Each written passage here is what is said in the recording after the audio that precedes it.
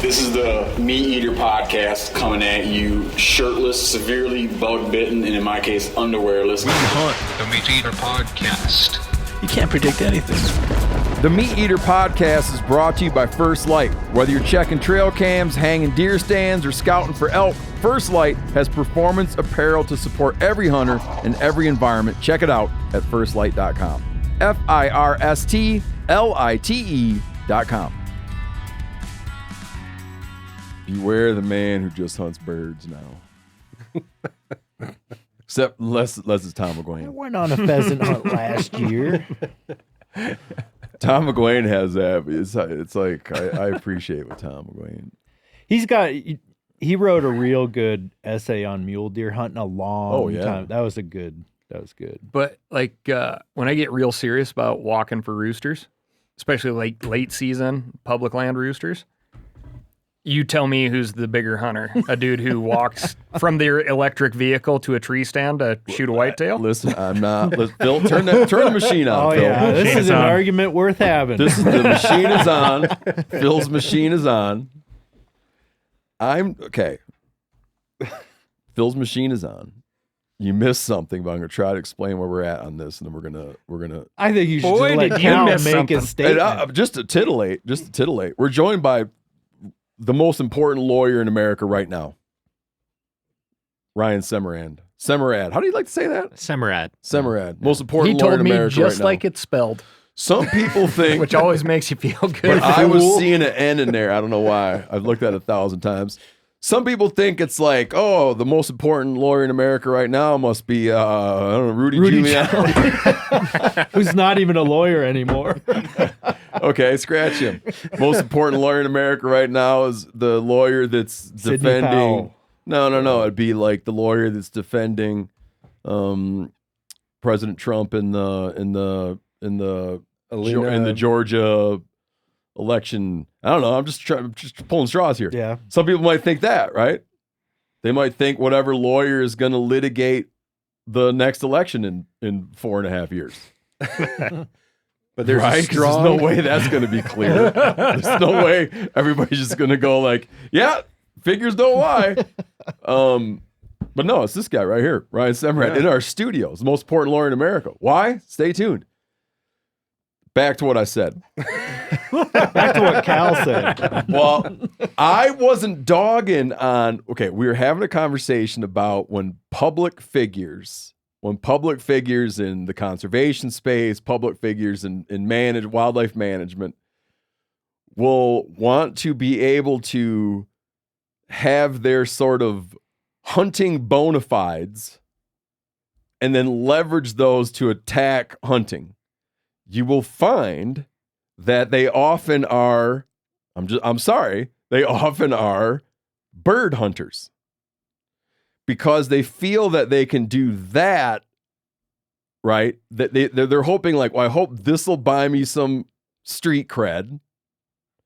I can identify as, but then I will still be able to go to the cocktail parties that I'd like to go to because I'm not that bloody. Mm-hmm. Yeah, because I don't chase lions with hounds. Yeah, so it's like, it's not dogging on it. I'm not dogging. I'm just saying. I made a comment like "beware the bird hunter." I didn't mean beware bird hunters. Bird hunters is great. I also clarified, except Tom McGuane, because Tom McGuane was a big game hunter and eventually became a bird hunter. And when Janis and I interviewed him years ago on this show, Tom McGuane, he said, speaking of all hunting, and he's a hunter, he said something to the effect of, you are trying to kill things that want to stay alive. Can't ignore that, right? And as if the birds don't want to stay alive. Well, no, he wasn't like acting. He was pointing this out about his own self, and he's saying, are we honestly going to ignore this, or can we talk about this for a minute? And he's a novelist. He can't ignore. They're not allowed to ignore stuff. They have to talk about stuff. That's all I was saying. I wasn't hacking on bird hunters.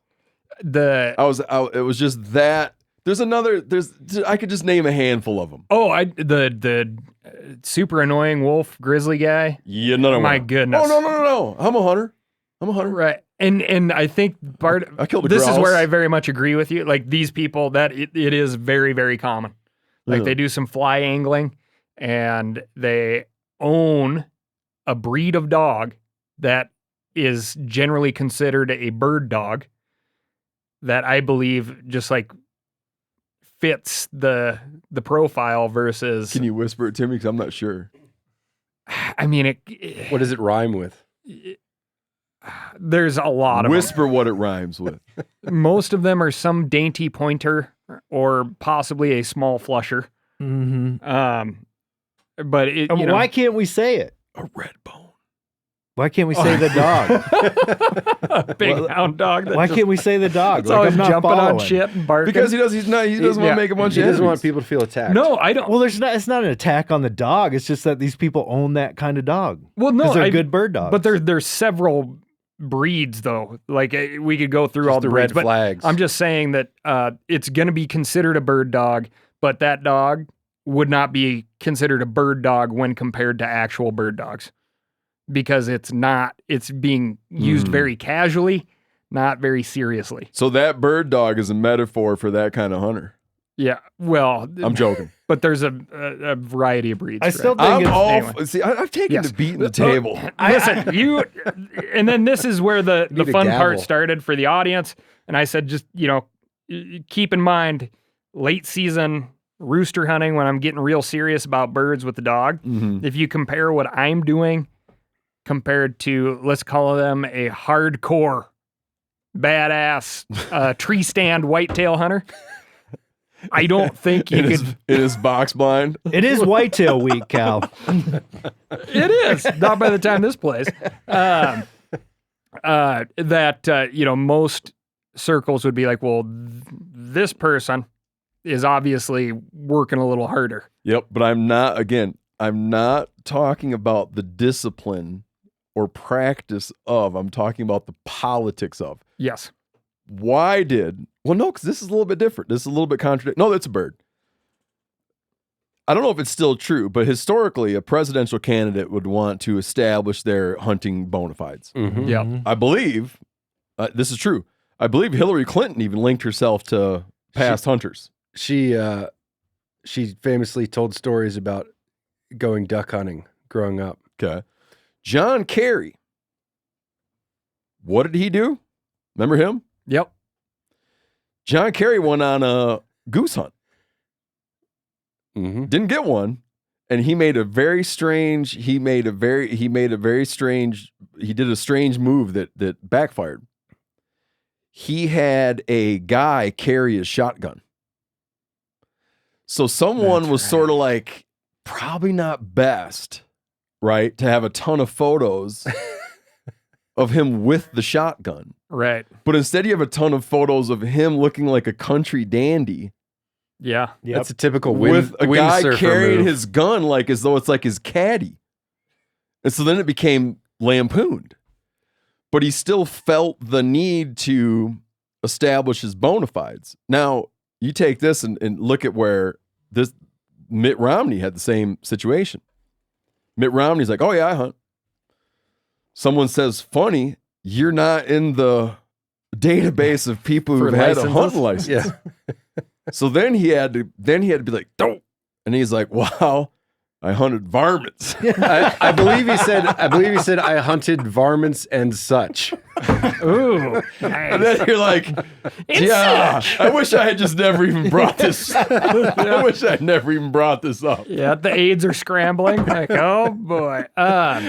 No, I think there does exist a compilation of political figure photo ops, like awkward gun handling photo ops out there, and also like awkward fishing. It exists. But the dude, another quick thing before we get to the world's most important lawyer. In the moment, that's from keeping it. I don't want to get Yeah, exactly. Well done. I don't want to get him too cocky. Most done. important lawyer in the moment. For the last collection of moments. How many years? About 2. Oh, okay. Well, I've been a lawyer for 7. with this case about 2. Yeah, we're gonna get to that heavy duty. It's good that you're here. Yeah, thanks for having me. Yanni, can you just quick finish this thought up? The dude that the governor of Colorado is married to, he's a very outspoken animal rights activist. Very outspoken. Correct. Yes. And there's, I mean, whatever. Call it rumors, but there's definitely like people that say, well, President that's Trump policy. would put it this way. A lot of people are saying. A lot of people are saying that that's dictating policy towards hunting in Colorado. Well, I mean, there's no argument that shows an administration doesn't sway the state fish and game office. Sure. Like in most states that I'm aware of. But his husband yeah. is not an elected official. Well, yeah, but I mean, I'm just saying. you know, pillow talk. Right. Yep. It's Anywho, true. You know, when we do our live show in Denver, Yanni? invite Putelis. Should we invite him? No. His husband? No. But I think that I think we live might have show, to talk about this a little bit. I think that live show should mostly be focused on this issue. I love it. You know, there are people, including myself to some degree, were kind of like when Putelis was running. Like when he was a state representative, he was our state representative Round Vale for a while. And he was very like pro public lands, did a lot to establish like, he was doing stuff up at Camp Hale, doing stuff for like getting wilderness areas designated. Things you liked. Things I liked, right. But the hunting thing was like not even Part of the deal. So he was a good public lands advocate, but was not a hunting advocate. Yeah, but it wasn't like But the hunting thing in his wasn't on the crosshairs. radar. Yeah. Because back then Hickenlooper wasn't anti-hunting, like at least in any perceivable way. I mean, you hunted with him, I think, didn't you? No, I would no. He definitely wasn't. Oh, he was at the one shot deal Yeah. way back when. He definitely. I mean, at great political risk to himself, he went to the one shot. Mm-hmm. Meaning, he went to the one shot in Wyoming, and he knows everyone in the room hates him, and he knows that everyone back everyone in the room hates him for his gun policy. Mm-hmm. Everyone back home hates him that he's hunting antelope. And he was having the best time of anybody there. I ate dinner with him. He's on cloud 9 the whole time. People are coming saying awful stuff to him. He's just having the best time of his life. I was like, this guy's got balls, man. Yeah, and Putelis was the first Colorado governor that bailed out of that one-shot thing.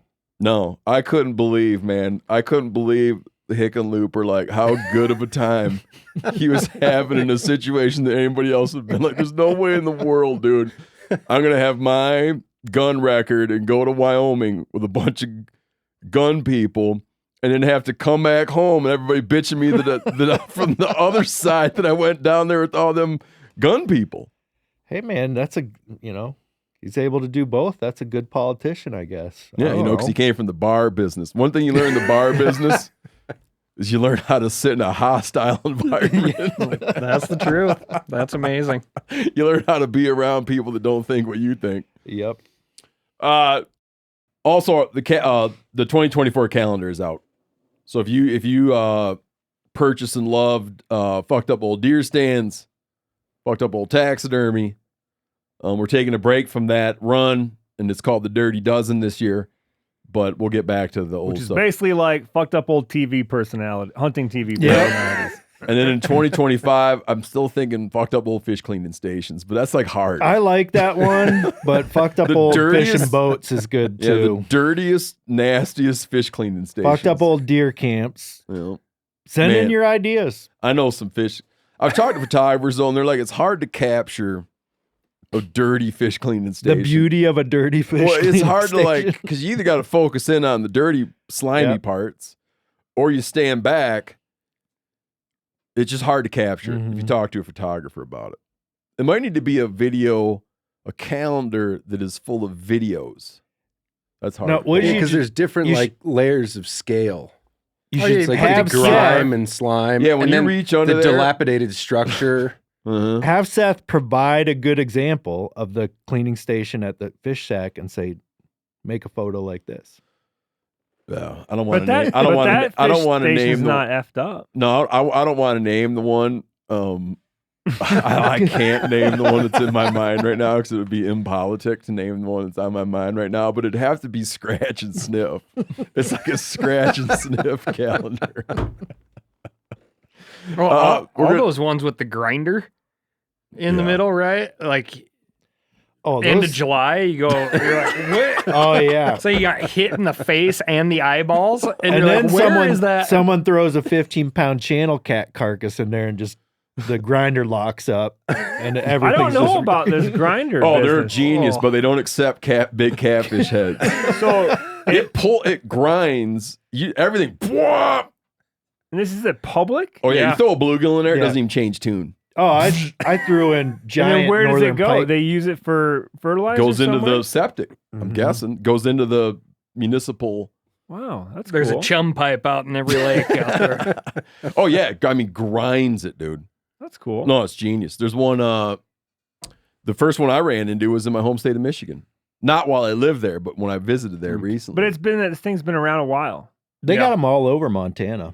Like all the way down the Missouri. I must not be cleaning that many fish. for walleye folks. Like, yeah, they got a hose. My several kids hoses. love They're going awesome. to that thing, seeing all the fish coming in, throwing those things in that grinder. I had a very diplomatic situation one night. This is a very quick story, but we were at this deal. We went out fishing with this guy.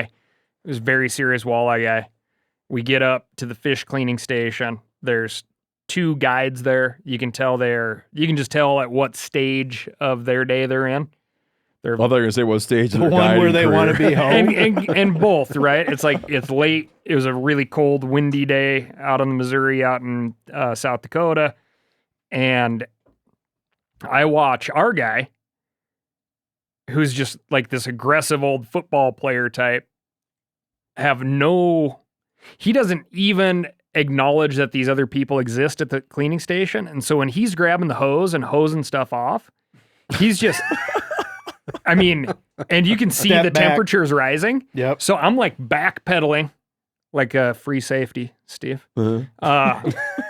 And I get to the boat and I like dig out our pack of beer and I like haul ass to the fish cleaning station. I'm like, hey guys, you look like you had a long day. Little diplomacy. Oh, man. And it was, you could just see like the thermometer was like right at the very top and she just started coming down. It's just like, oh my God. We're gonna do one news item, and this is one of those ones. This is a story that never goes away; it just moves. Generally from island. This is a story that moves from island to island around America, probably globally. Catalina Island mule deer versus native plants and grasses.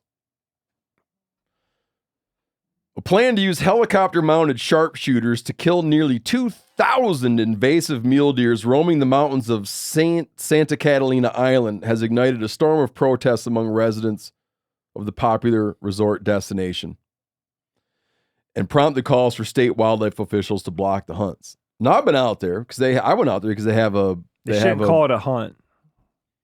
They have a hunt. No, I know, but they shouldn't. I don't know call why it- they're calling that a hunt. Yeah, it's eradication. Okay, so reason to say this just jumps from island to island around the country. Islands being what they are, there's a whole discipline if listeners want to get real serious about this, there's a whole discipline called island biogeography.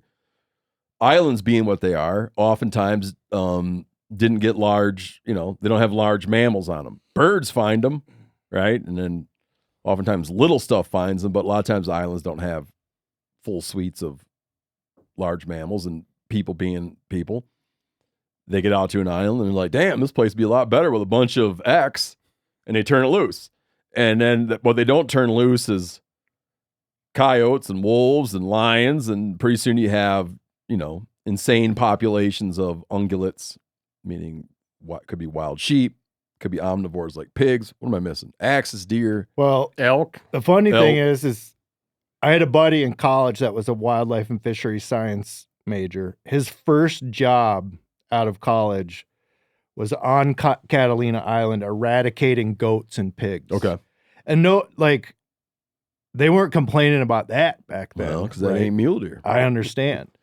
But he killed so many of those things. He said it, like, after a couple years, he was just like, he was a hunter and he was just like overwhelmed by the amount of death. Yeah. The dirtiest deed I've ever heard of when you're doing goat control on islands. You know about the Judas goat? I've heard. I think Yeah, you've man. talked about Those that. Yeah, guys, those sharpshooter dudes, they'll take a goat, right, and put a little tracking collar on them and let them go. Be like, go find your buddies. And you wait a while, and you just know that goat's going to find the other goats. You know what it is? They stole that idea from Red Dawn. Do you remember that kid? That's a great movie. In Red Dawn, that kid went into town. He wasn't supposed to go into town, and the Ruskies caught him. And they made him swaddle that tracking device. And then the Ruskies came for him, and they killed all the Ruskies. And then they got that tracking device, and he's like trying to figure out who, and the tracking device leads him right to their buddy, and he shoots him. That's where they got that idea for the Judas goat. Good mule deer hunting scene in that movie too. Oh yeah, this brings it right back around to what I was talking about. This moves around all the time. So you have islands, and islands have just the same biogeography that perhaps keeps, grazers off, allows islands to develop unique suites of vegetation, right? Sometimes unique suites of vegetation that don't exist anywhere else on the planet. But then you move grazers out there, and grazers, graze down native vegetations. They create a disturbed ecosystem. You still have people running around. They're introducing non-native weeds intentionally, accidentally. They're planting ornamentals, whatever. And then pretty soon you have this island that was full of endemic species, meaning things found nowhere else or communities found nowhere else. And then it kind of looks a lot like mainland, meaning you got cheatgrass and mule deer, whatever the hell. You see this all the time. So they're always debating this out. Like in Hawaii, there's a big thing in Maui, for instance, tons of axis deer. A lot of people hunt them and love axis deer. A lot of people are like, they don't belong here. They were brought by people. They're destroying endemic species. And it's just this argument that floats around and never goes away. And it's a tricky one for me because I'm always, like anybody, I like to see, lots of animals to go hunting for, and like anyone, I like to, I like to preserve the planet's biodiversity. So Catalina Island has mule deer, and they have American buffalo or bison. They have those because they filmed a movie out there and brought them out there, and they're still out there running around, free ranging, semi-wild. But apparently now they're fixing to eliminate the mule deer. Right now they're allowing 200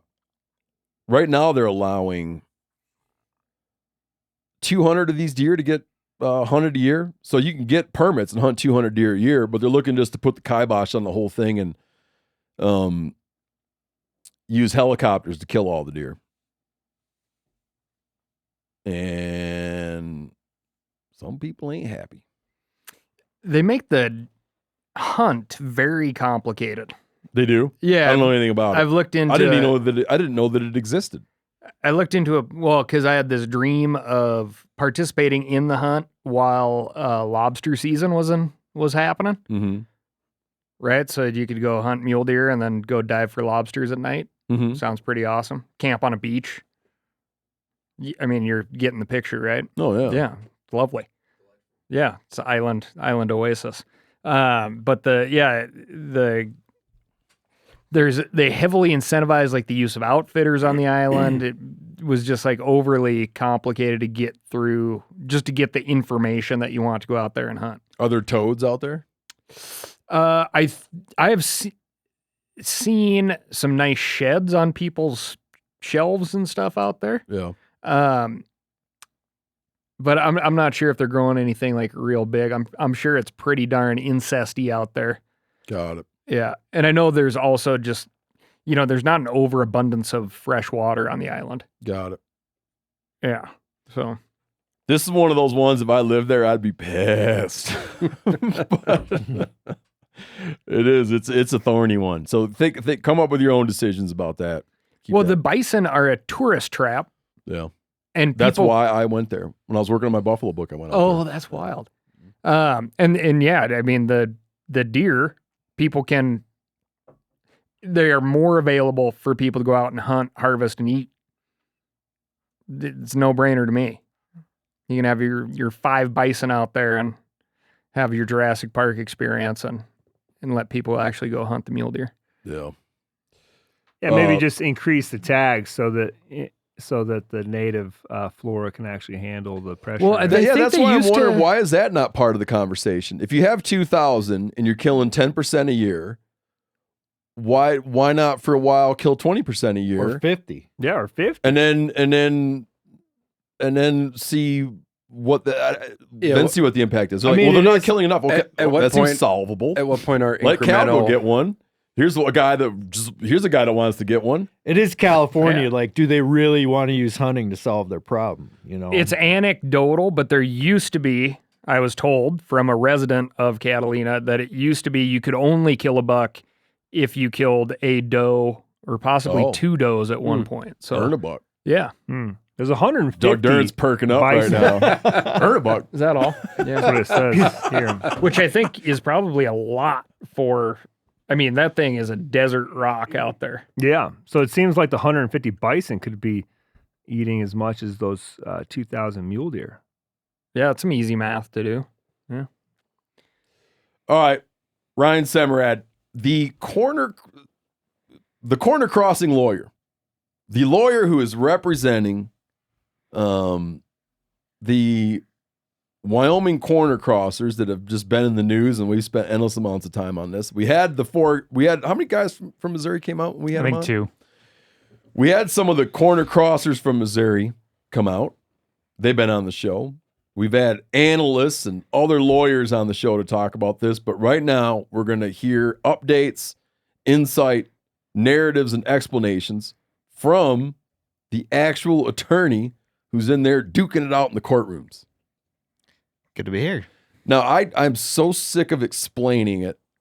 You explain it for a minute. Do the high level explanation. Well, And introduce yourself too. Yeah, so my name is Ryan Semerad. I'm an attorney, live in Casper. Where were you born? Born in upstate New York, Okay. Schenectady. And in light of your long conversation about the politics of non-hunters and visuals, I'll tell you, I don't hunt at all. You don't hunt at all. Not at all. So just so you know.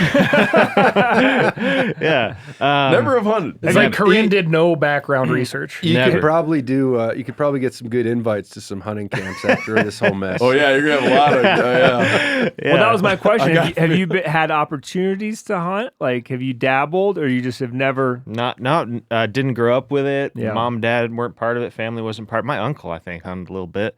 Where'd you go to law school? Ohio State. Ah, go Buckeyes. So how'd you wind up in Wyoming? I believe it's the Ohio Yeah, you're supposed to State. say the, I think.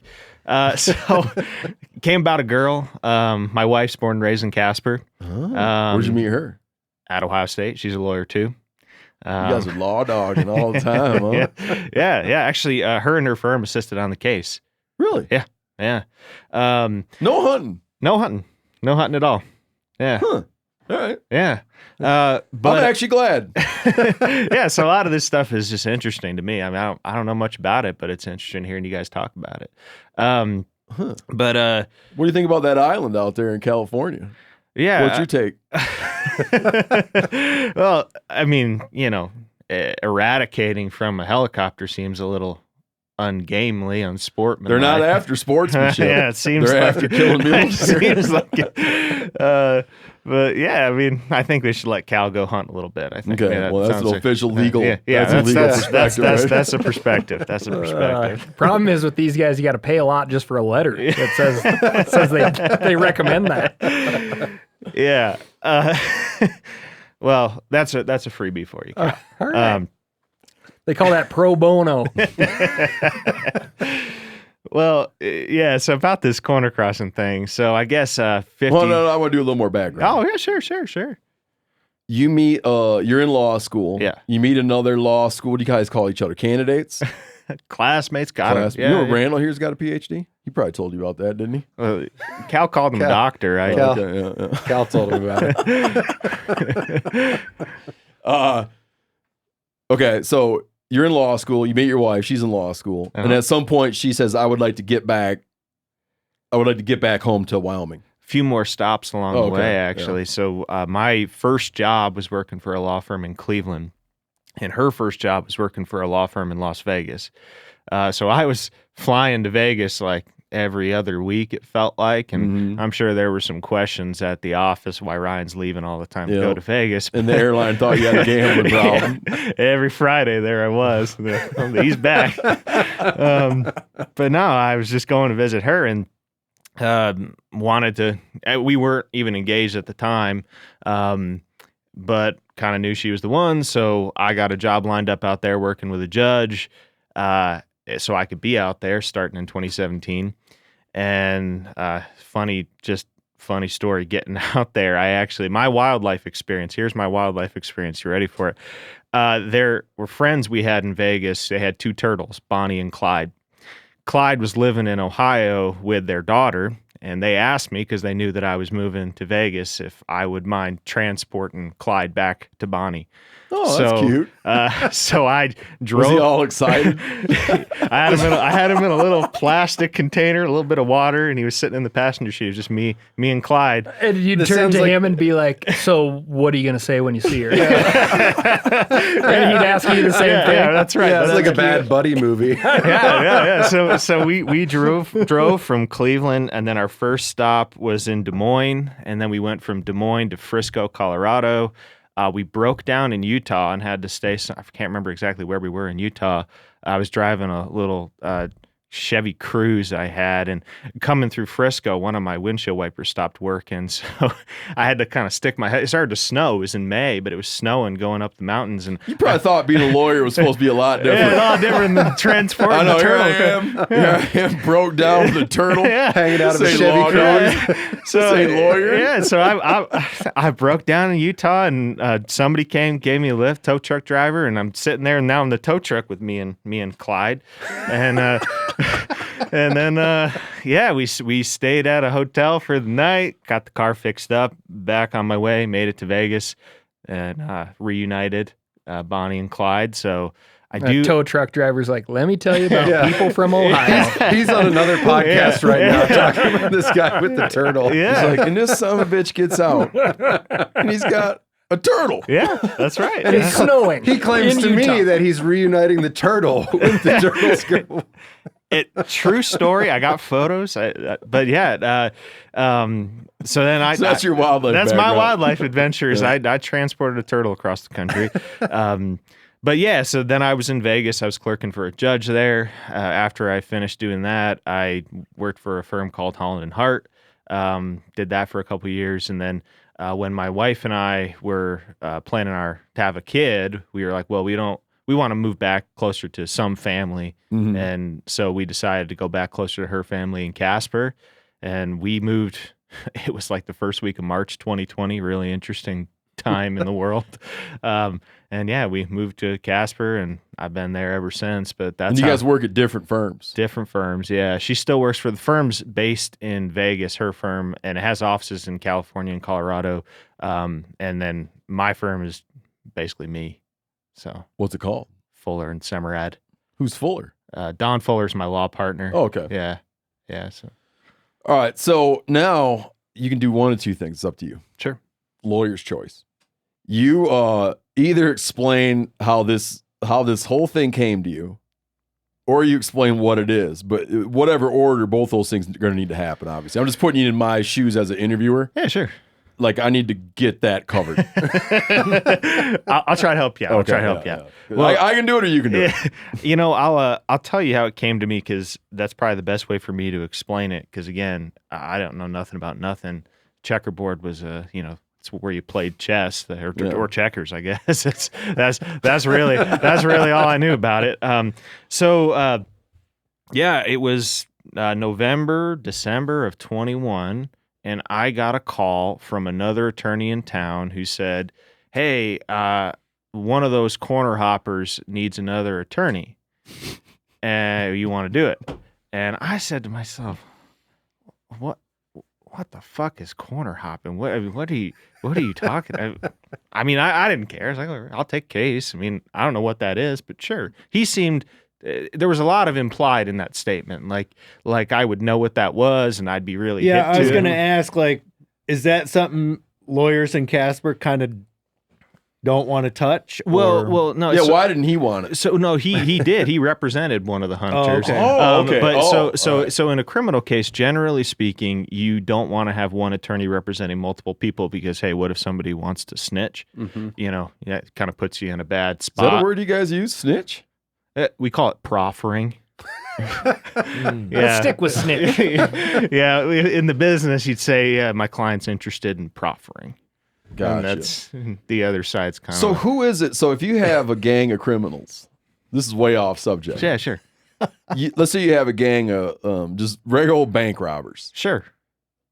They know they don't want all one lawyer. Like who doesn't want them to all have one lawyer? Well, the state bar says that we are not. We're conflicted. We're if I have an interest. okay. If I was just- okay, yeah, yeah. But So it's not a defense strategy. It's just a practice that's generally kind of both ways because it does put you in a bad spot if you were to represent everybody, unless everybody's going to agree. It's all for one for all, and we're not going to cross swords. But you just it's really hard to put yourself in that position where you represent everybody. Yeah. So I got this call mainly because there were 4 of them, and one, I think at that point 2 of the 4 already had attorneys, and so I said, sure, I'll jump in on one of them, though I knew nothing about it. not gonna turn down business. Yeah, I mean, and it was a good friend of mine, so I was like, yeah, absolutely, I'll help for sure. You guys had a rapport. Yeah, for sure. So I jumped in, and one of the first things I did is call. I got friends in Wyoming who hunt, so I can talk to them about things, and they know quite a bit about some stuff. You're like, it's Ryan, the guy with the turtle. Yeah, that's right. That's right. Yeah, hey, I got a question for you. So I called a buddy actually, and I asked him. I was like, what is corner crossing? What am I looking at here? And the way he kind of explained it to me is like kind of a little bigger than just corner crossing specifically, but about access and how it used to be. And if you wanted to hunt somewhere, but you knew that there was some private land or there was a ranch or whatever, you could go contact the owner of that property or whoever's at the ranch manager, say, look, hey, I want to go hunt over there. Are you okay with it? Or, hey, would you like me to help you out on the ranch a little bit in exchange if you'll let me go there? But there's been this big dramatic shift in kind of pay to play that, okay, you're either going to use our outfitter and pay for it to get there, or you're not going at all, or there's no communication whatsoever. And that's kind of the broader picture of just, it used to be, oh, I want to go over there because I'm going to go hunt or whatever it is I want to do, and that door has been closed.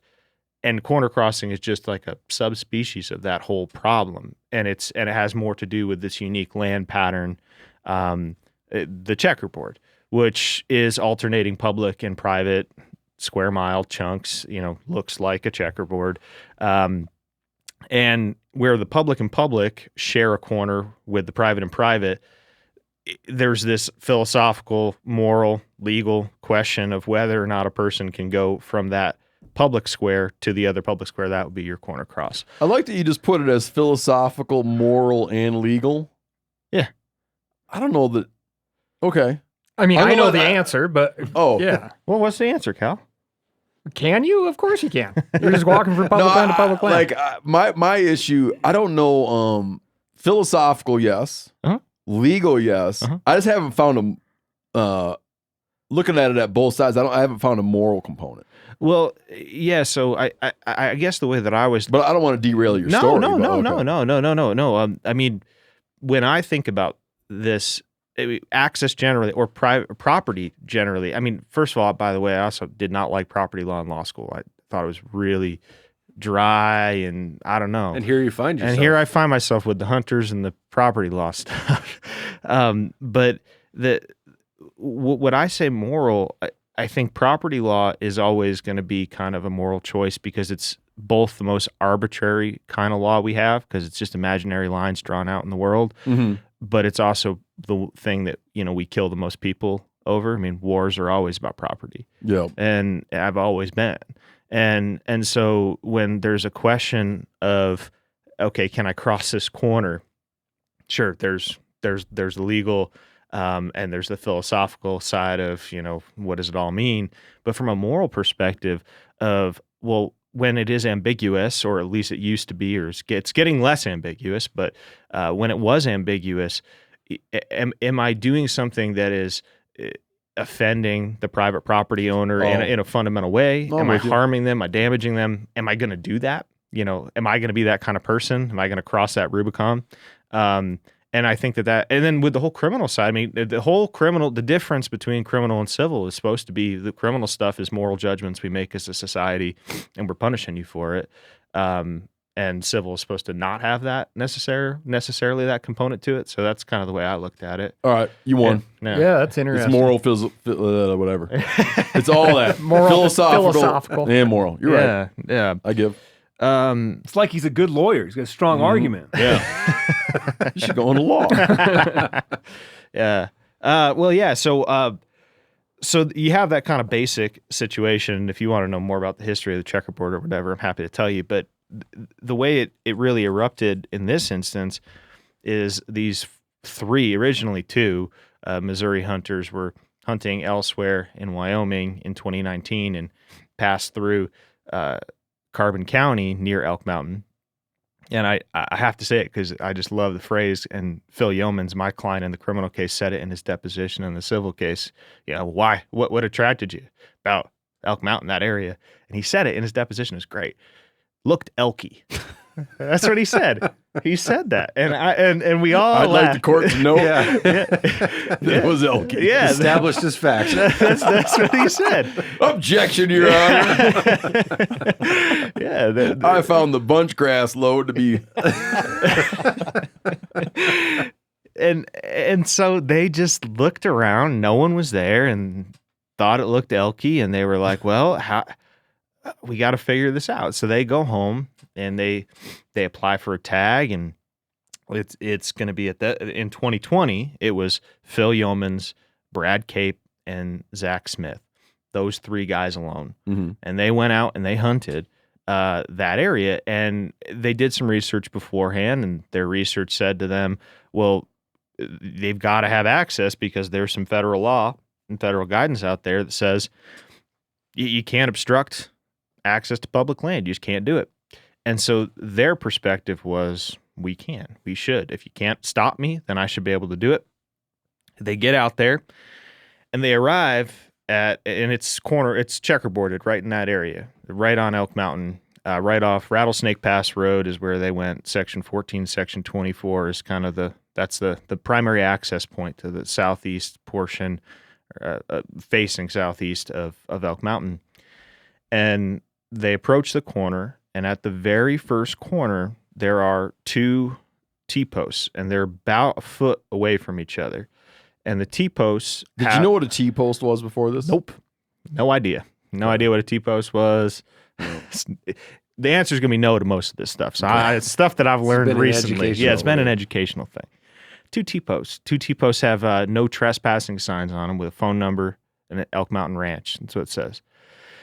And they're connected by chains, and the chains are locked together. So it's this kind of, I always looked at it as kind of, you get to the front door of a club, and the bouncer has that velvet little rope. Sure. That's kind of let you in, let you not in. That's kind of what it looked like to me. That's how I always visualized it. I was like, that's just real weird. That's just so strange out in the middle of nowhere because there's nothing else around it.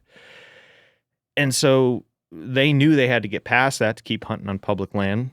And so they each individually just grabbed onto the one T-post and swung their body from the one square of public land to the next square of public land without touching the private on either side, and went on their business.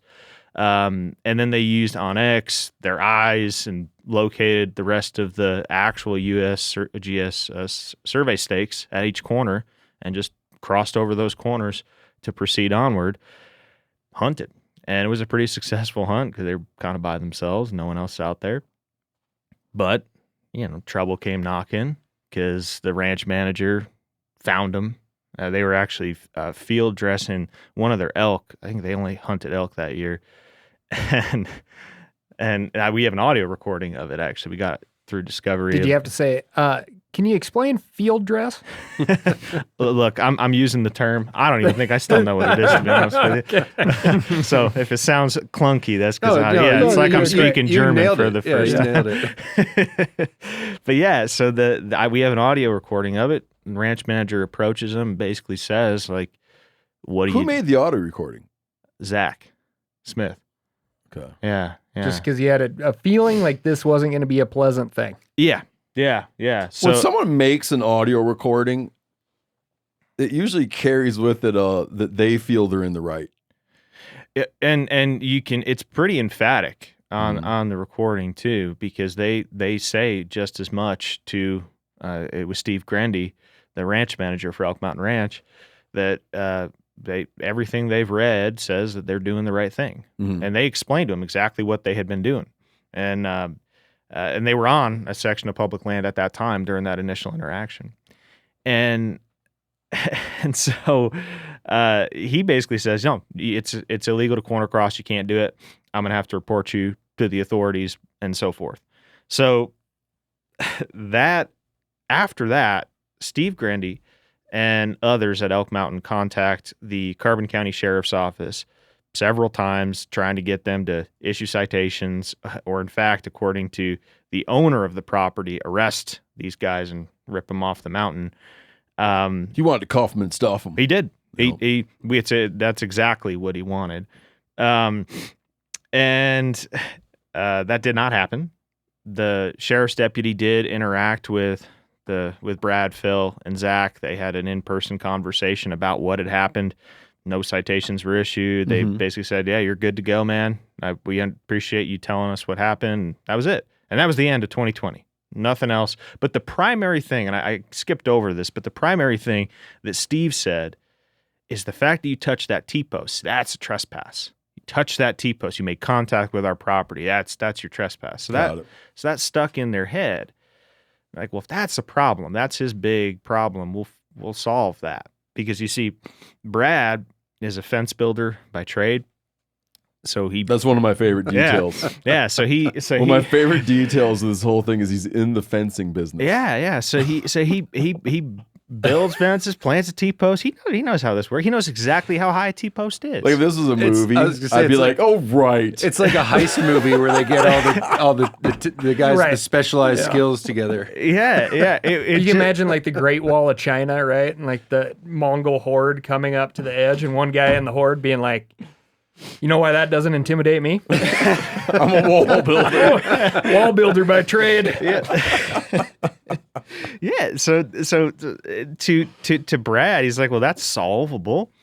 Gets home and he says, I'm gonna fabricate an A-frame ladder that's sized to a T-post, so that when we get there, we'll do the same deal, but we won't touch the T-post or the chain, because that seems to be the problem. And we want to go back because it's elk-y and it's fun hunting and there's no one else there and lots of public land.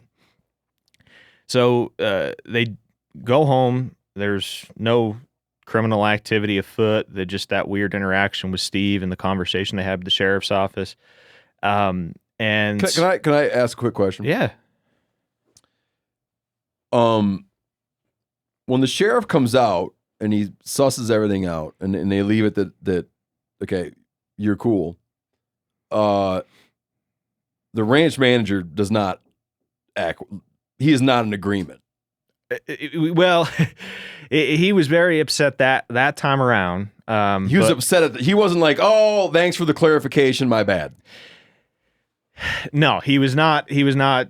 Thanks for the clarification. In fact, what he told us later in the case is that he was under the impression that something was going to happen, that the sheriff's office was going to issue citations or do something later, but they were gone. The hunt was over, and he was kind of over it for the time being. Yeah, and he felt that they would follow up. And, yeah. That was his perspective. Yeah. So 21 comes around. Brad fabricates his ladder. They continue to do their homework, and nothing has changed. The law side of it, they think everything is exactly the same as it was in 2020. We're still good to go. We had that interaction with the sheriff. Certainly, if we had done something wrong, the sheriff would have cited us. I mean, we talked to him. He had all of our contact information. Something would have happened. And we knew the big issue with Grendy was touching the T-post. So we'll build the ladder. So they go back, they get tags, and they go back to hunting 21, and they bring a fourth person this time, and that's John Slowinski. And I'm telling you, you say the cinematic quality of this thing. So you got Brad, the fence builder.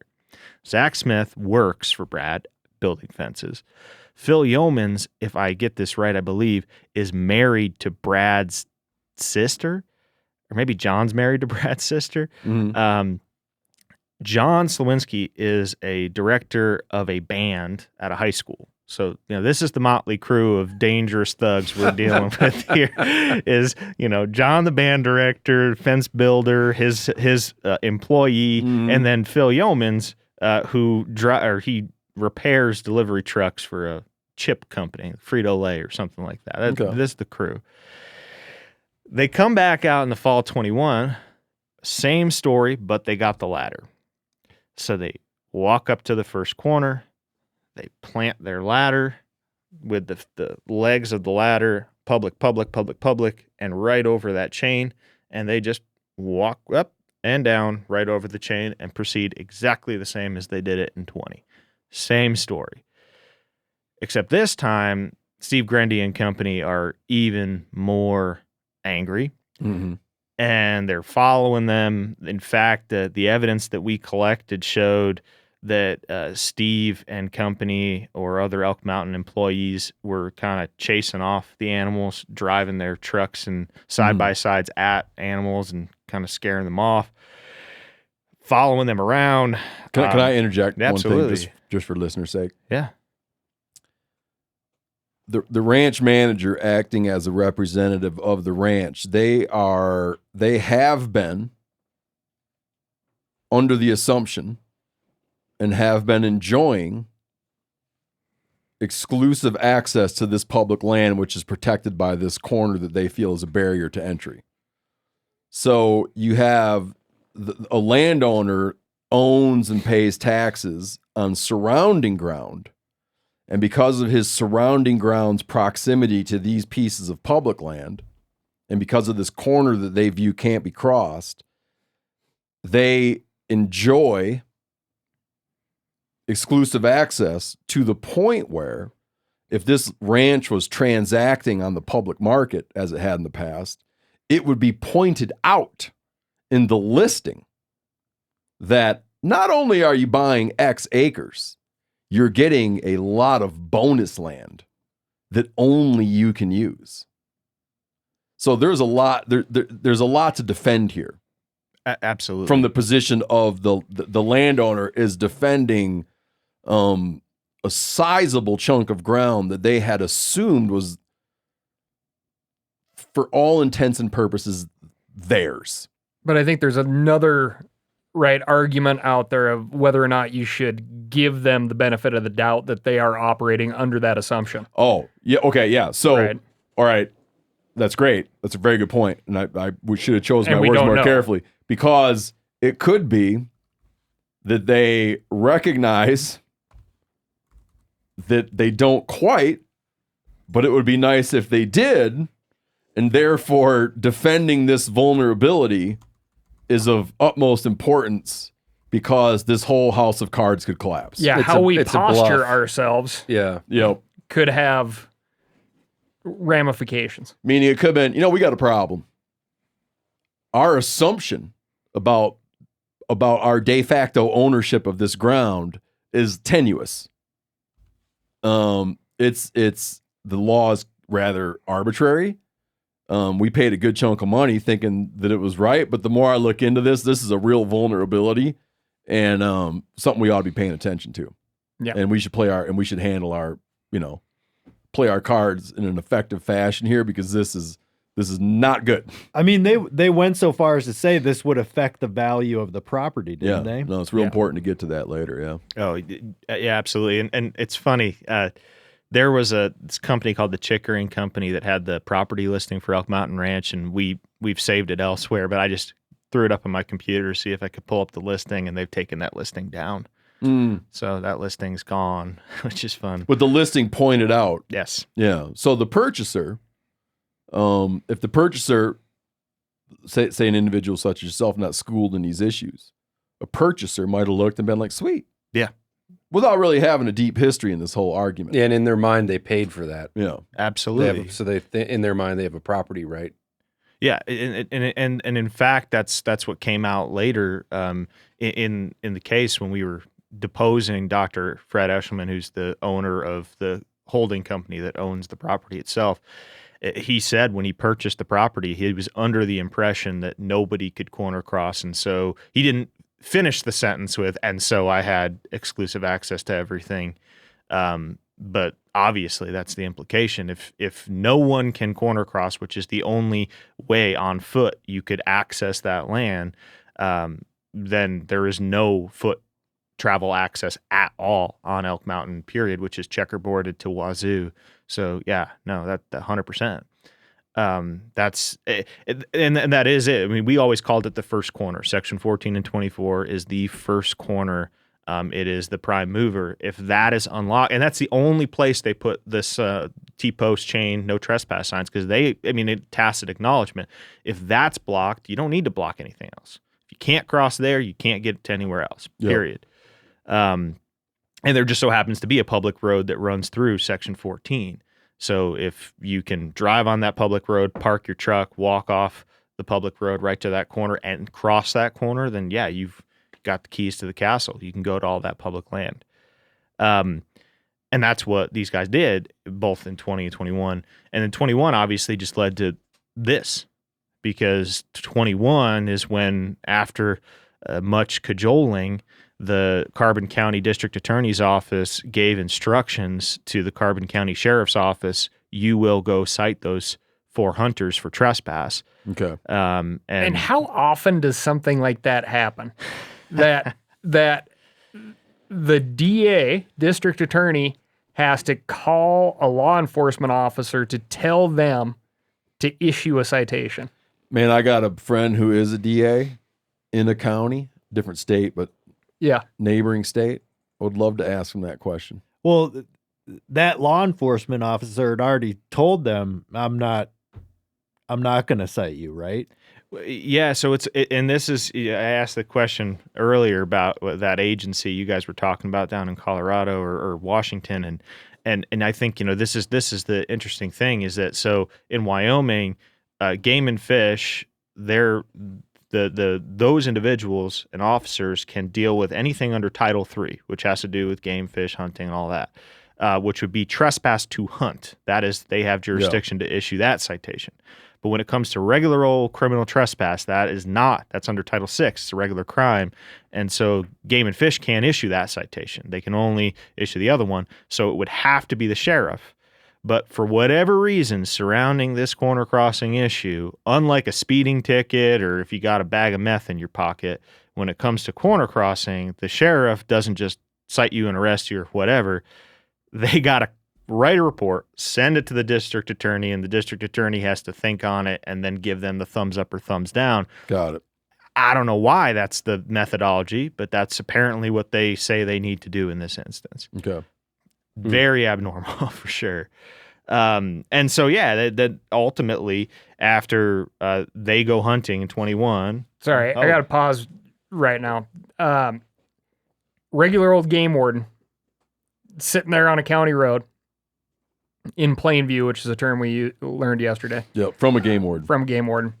Watches somebody who does not appear to be hunting get off of that same county road and walk through somebody's property that is posted with no trespassing signs. That officer of the law doesn't have to act on anything there because it's not within their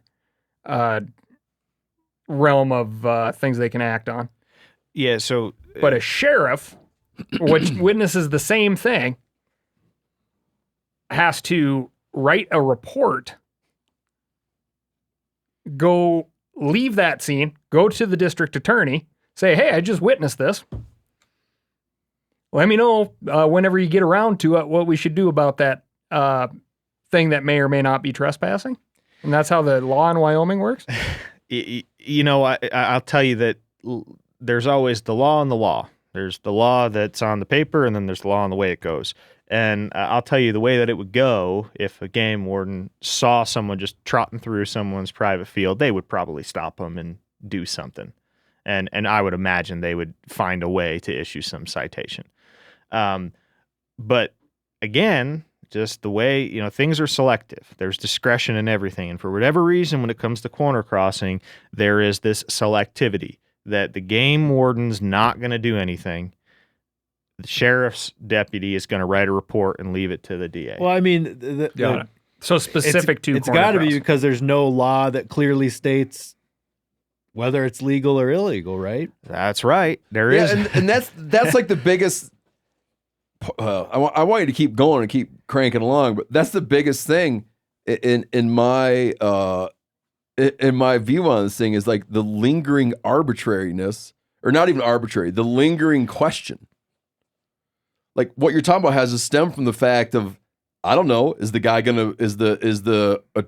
DA gonna feel like doing this? Yeah, no. And I'm not gonna bring him all these citations if he's gonna be like, man, I'm not wading into that. And I'll tell you from my conversations with county attorneys across the state of Wyoming, very, very few have any interest whatsoever in citing anyone for corner crossing.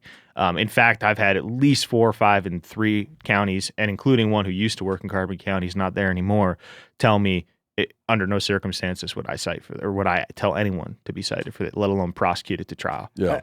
Yeah, because they know they're just opening themselves up to a very confusing, potentially case that just drags on and gets muddy like this one. Or they lose. Yeah, like this one. Right. And so and that's so I think that was, and I do want to kind of move past the criminal case because that's the saga. That's the story. They went hunting again in 21. They used the ladder to do their first corner cross, and they found the other corners, and they continued to cross, and ultimately they get cited for criminal trespass. But you got to understand that trespass comes in many flavors, and criminal trespass is but one. I already referred to trespass to hunt. But the big one, and the thing that's going to maybe change some things, is this civil trespass lawsuit that was filed as kind of a tack on to the criminal case. Hit us real quick with the criminal case. Just the results. Yeah. Oh yeah. Well, the results of the criminal case. So we took the thing to trial after much litigation beforehand, trying to knock that thing out and saying this is stupid. It's not a crime. It's legal, so forth and so on. But we didn't win on that. But we went to a jury trial. Jury returned a verdict in just a little under 2 hours. Not guilty. How hard was jury selection? Did you throw out landowners? We did not throw out landowners. We did throw out a couple people who had some business connections to this landowner. Okay. Because they candidly were like, well, we just don't really know how that's going to work for us. If we Sure. Yeah. There were I happen to be a fence builder. no. So we was jury selection hard? It actually was a little easier than I thought. There did break out some debate among the potential jurors over corner crossing and what we should be doing when you're out in the world traveling and what's trespass, what's not trespass, which was very interesting. It just was there hunters on the jury? I think yes, there was. The foreman was a hunter.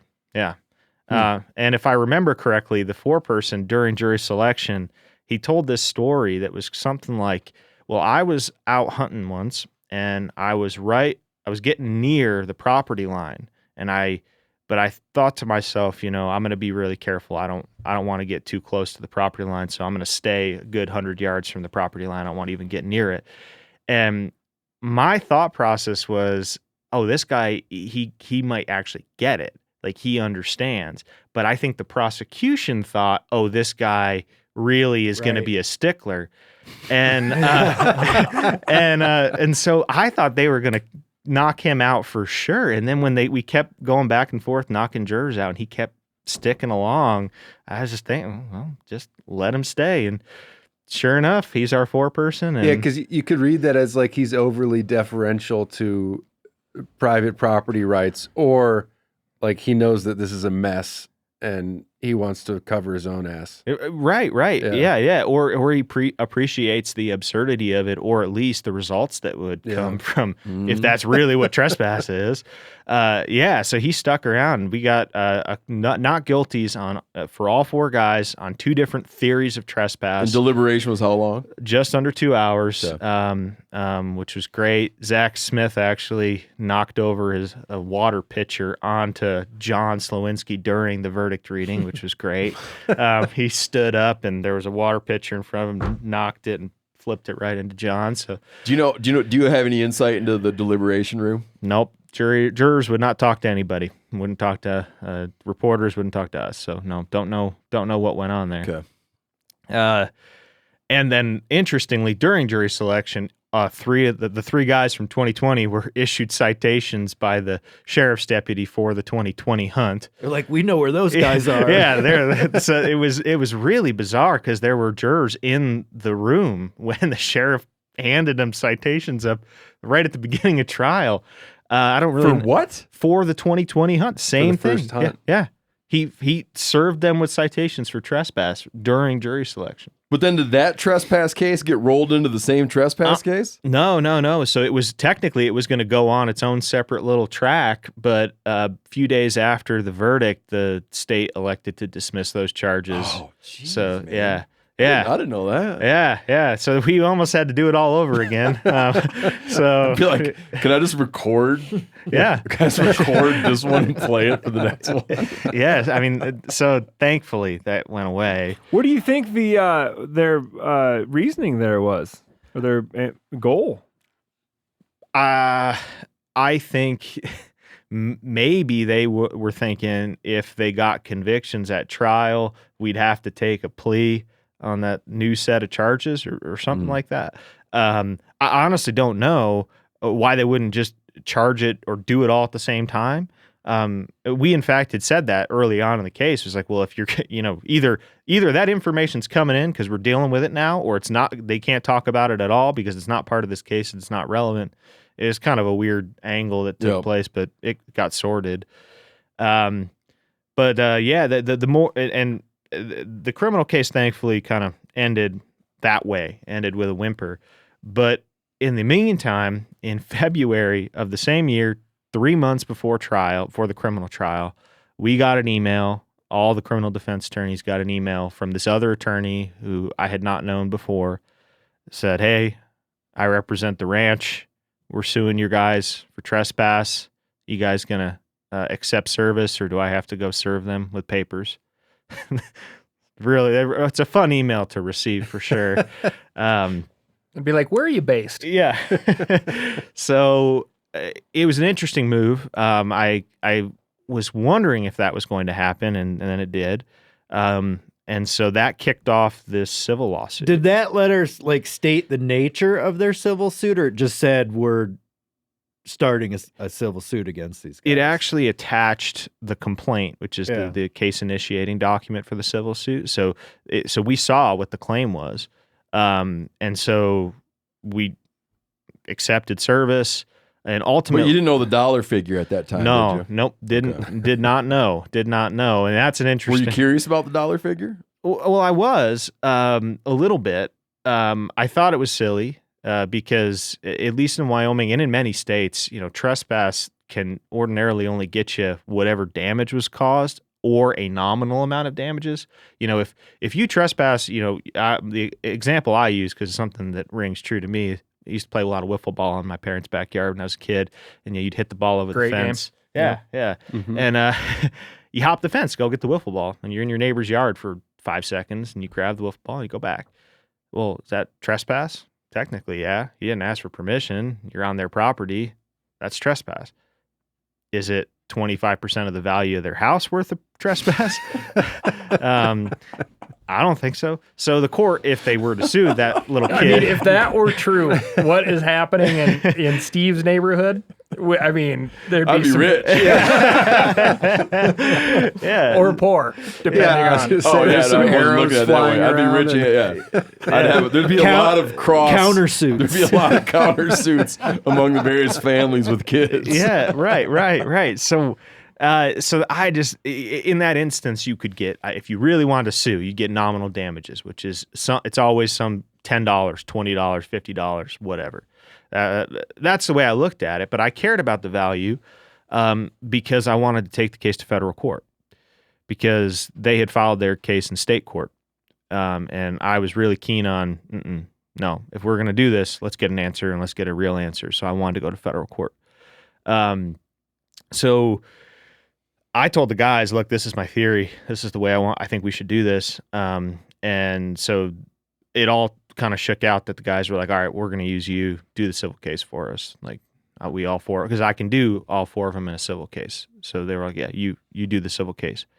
And so the very first thing we did was we removed, that's the word for it, we removed the case from state court to federal court. And the reason the dollar figure mattered is because there were two grounds that we raised to try to get that thing into federal court, because federal courts have limited jurisdiction.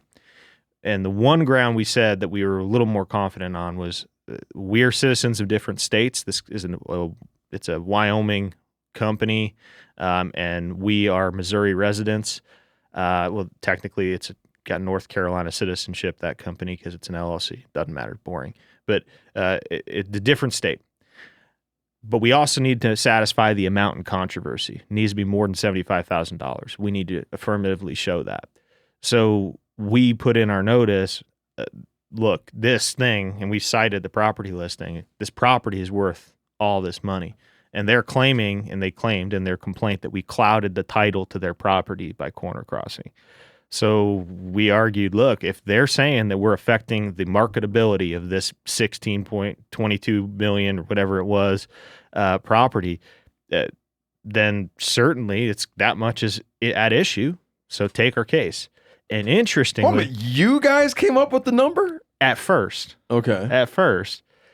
and interesting, Because it was a challenge. yeah, because we want to take it to federal court, and we Yeah. said, look, they're complaining that we're messing with their ability to sell this property. You got to take our case. The other angle was we said there's a federal question here.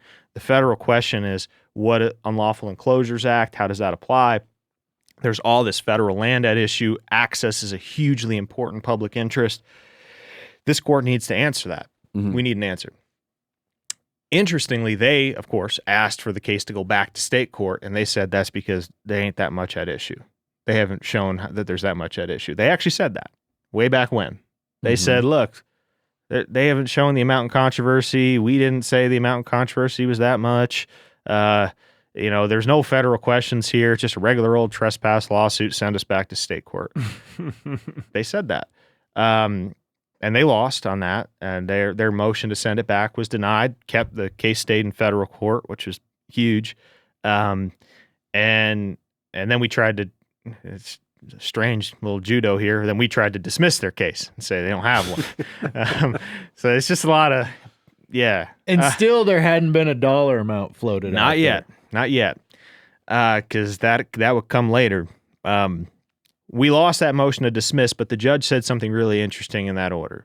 He said, look, I don't think I can dismiss this case yet, but I do think you can raise a defense to a corner crossing trespass using the Unlawful Enclosures Act. I do think that you have the ability to defend yourself if someone sues you or claims that you've committed a trespass because you corner crossed by saying there's a federal law that protects me. Just like Brad and company had said way back when to that sheriff's deputy. Is that common for a judge to throw out like a tip? Well, we had put that in our motion. We Okay, said that's I got why you. he should dismiss it, and there was this question of whether we could even raise that defense. Oh, he said I can't. I'm not going to dismiss it, but that's a arguable point. Yes. Yeah, he said this isn't enough to throw it out, but this is something that is worth considering. Exactly. essentially. That's exactly what he said. He said that's a real thing to consider. That give you some kind of like warm and fuzzies inside. Like, Absolutely. I mean, I'll lose the battle but win the war all day long, so that's okay. It set me back, but it still give me the path. So no, that was a good sign for sure. But then after we lost that motion, that's what triggers kind of, okay, we got to start exchanging information and discovery. And very first disclosure we got, I remember I think I was driving back. I was in my car With the turtle. not with the turtle. No, just me. Maybe I was driving back from like a weird little assault trial I had in Rollins or something. I remember. That sounds like a country song. You've driven through Rollins, right? Yeah. Yeah. No, a weird little assault Doesn't take long. I'm pretty sure it was. It was this guy. He was a truck driver, and he got jumped by 4 other truck drivers because he was trying to get up to the fuel pump, and they were just sitting there playing on their phone or something. So he was honking his horn, and he didn't know that they had like 4 people in the cab of their truck. He just thought it was just the driver, and they popped out and kicked his ass, but he got cited too. And so he wanted to try the case because he's like, no, I'm the victim. So yeah, I remember that. Yeah, we had a trial. We won that trial. Yeah. And then, so I was driving back and I got this ping on my phone, and it was the initial disclosures document from the ranch. And that's the first time they've got to say what they think their damages are. Trying to read that while you drive. And yeah, take a peek. Well, I didn't read all their crazy attachments, but I You did just look for a number. I was just trying to find a number is what I cared about. And that's when I saw for the very first time they had this. It starts off simple, $10 for damages, and then it gets weird. 3.1 million to 7.75 million for actual damages arising from defendant's conduct, 10% to 25% diminution of value of the real property, parentheses, subject to revision. And I just kind of, I couldn't quite understand exactly. I think I liked it on one hand because they conceded the amount in controversy finally. So now I knew I was in the right court. But then on the other hand, I was like, they really think that they're going to show this because the way I always thought about it was this: if they're right and we had no right to corner cross, then there's no loss of value to their property. Their, conception of what they have stays exactly the same. But if they're wrong and they can't stop people from corner crossing, well, then they don't have any. If there's some little premium that their property enjoys because no one can corner cross, well, that premium is false. Had never existed. It's like if exist. you bought a place thinking that there's a whole bunch of gold on it, and then the gold's not actually there. You're not That's what entitled happened to to me that. when I bought my house. Yeah. Yeah. Tale as old as time. Well, Yeah. So They're like damned if like they it- do and damned if they Like don't. the value is always imaginary, Right. essentially. right. I always felt, maybe you can get to this in your narrative. I always felt that this gentleman's, the landowner's gripe should have been with some people in the real estate industry or his attorney who did the deal. Why is he not mad at him? Maybe because the statute of limitations is run. But You know what I mean? Like if I bought a thing on an assumption and I was led by people I'm paying commissions to, fees to vet, right? And due diligence on a purchase. And then it winds up being that some contractor says, hey, I don't know if you realize, everything inside this place is black mold, right? Do I go, you know what, Mr. Contractor? You owe me money for this house. Or would I go, man, I need to go talk to my building inspector who said everything's cool. yeah. Like it just felt like it felt so misassigned. So The blame. I think that's absolutely right. It's definitely misassigned blame, but I think it was in his mind, and I'm just reading tea leaves, that this is the enforcement mechanism of the right he thought he had. Is that when he bought the property, he was like, okay, look, people are going to try it, I guess, but they can't. And I'm going to win this. I'm going to stamp it out, and I'm going to throw out these numbers because I want to show how serious I am about how I value this privilege that I believe I enjoy, this property interest that I believe I have. And so I think it was kind of a bark, not a lot of bite, a lot of bark.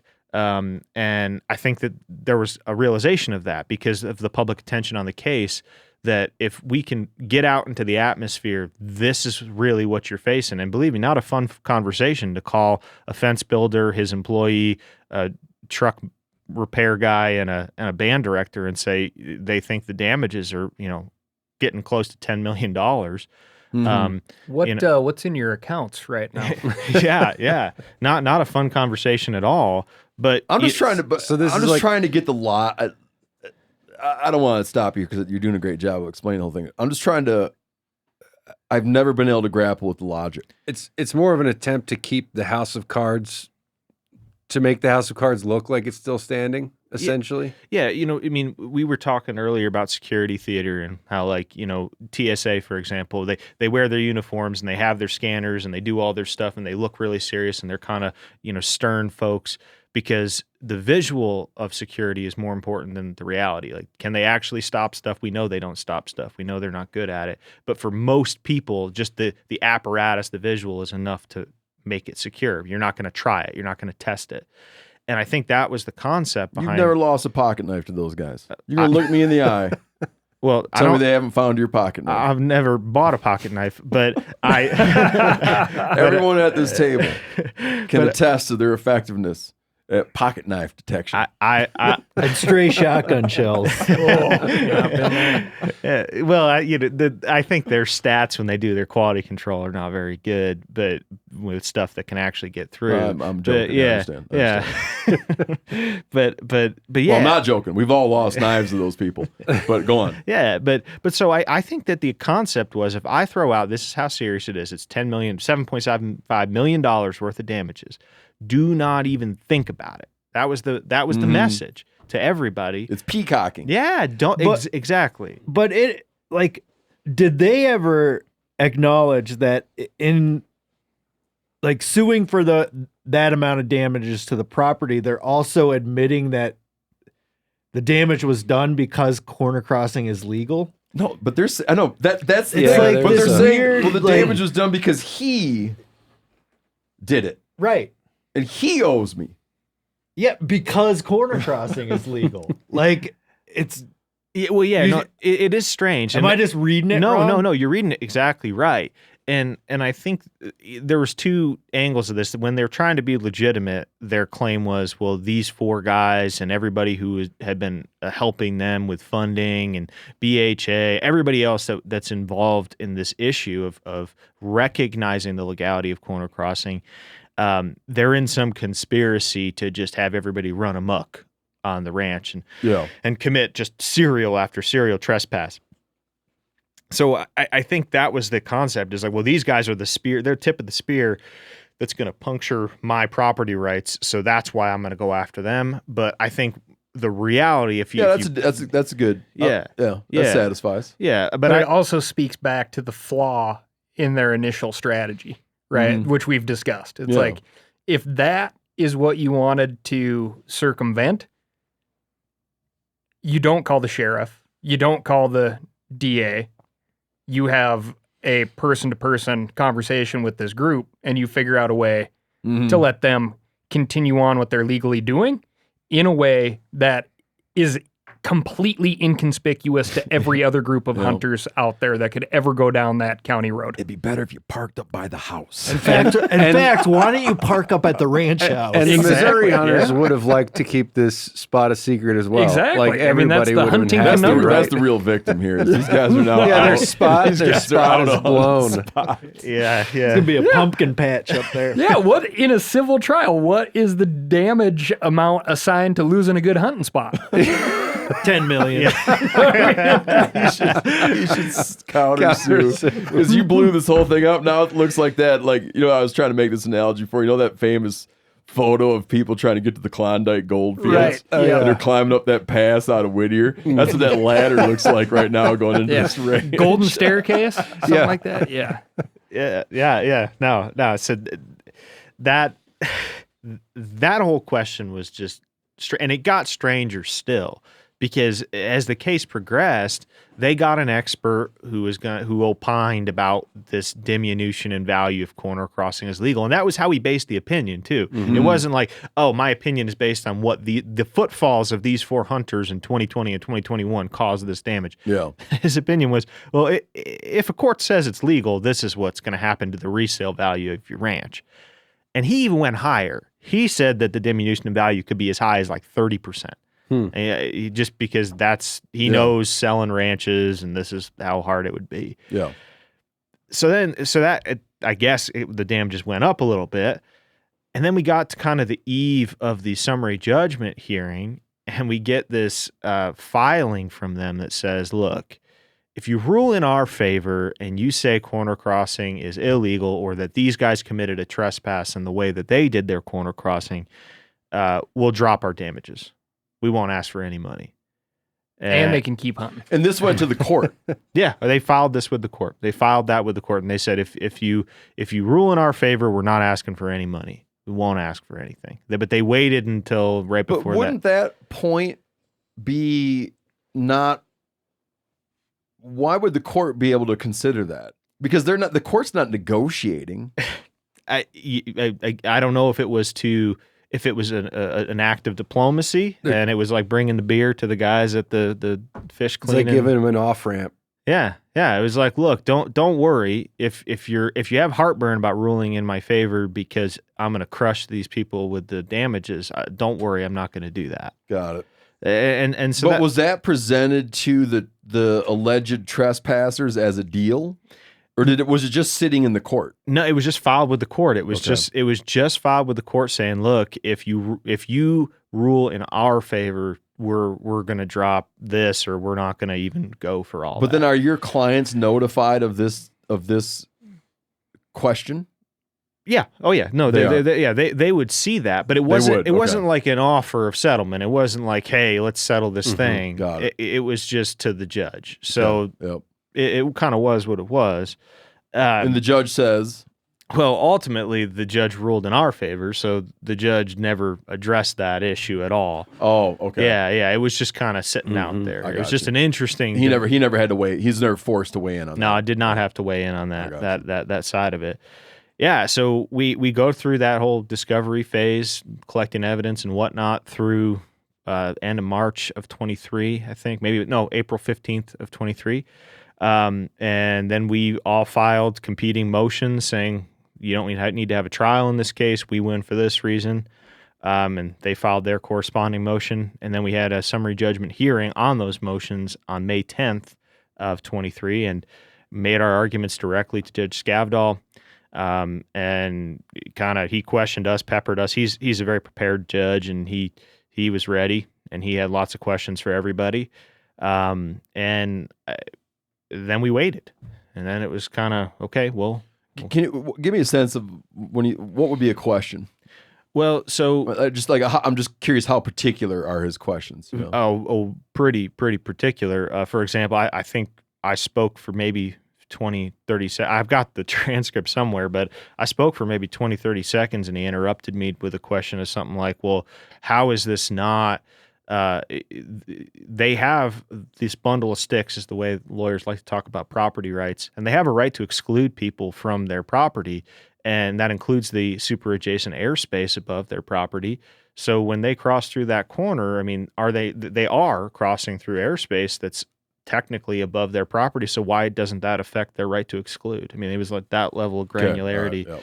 Right, And so yeah, you'd get those questions. He asked about the damages thing too. He kind of had the similar question that we've all been wrestling around with like, well, damned if you do, damned if you don't. How do I reconcile that? This premium that they're placing on their property. So yeah, it was detailed. He was ready, and then we waited. So we were kind of just getting ready for trial because you got to prepare in case the judge isn't going to rule. You got waited how long? We waited. I think it was a couple weeks. Okay. I think his decision came out on May 23rd, if I'm not mistaken. And so we waited 2 weeks just about to get a ruling. And when he issued that order, that kind of took a lot of stuff off the table and clarified quite a bit. this ambiguity about corner crossing, I think, was taken away. I mean, everything that we've always thought about, just the absurdity of it, the practicality of it, that order summarizes ruling. The public is entitled to a right of reasonable access across the corner from public to public in the checkerboard. And when they do that, they cannot touch the private land, they cannot damage the private land, and the private landowner can't stop them. And what about he asked about it, so what was his take on the air? Yeah, so he didn't go in that very specific direction of what does airspace mean and how do we divvy it up. But how can he, to get to quote Tom McGuane, can't ignore it? I mean, what about the air? Yeah.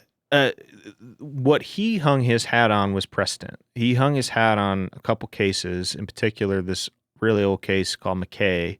It was a sheep herder was trailing his sheep through the checkerboard, and landowner, and similar case actually, because he was prosecuted criminally and sued civilly, and the court said it's not civil trespass to the sheep and the sheep herder have to be able to access those public lands, and it's not trespass for them to access them in a reasonable fashion. Those sheep are all going over a little sheep ladder. Yeah, no. That'd be a good way to fall asleep at night. Just picture those sheep going up and over that sheep going up and over that ladder. Yeah.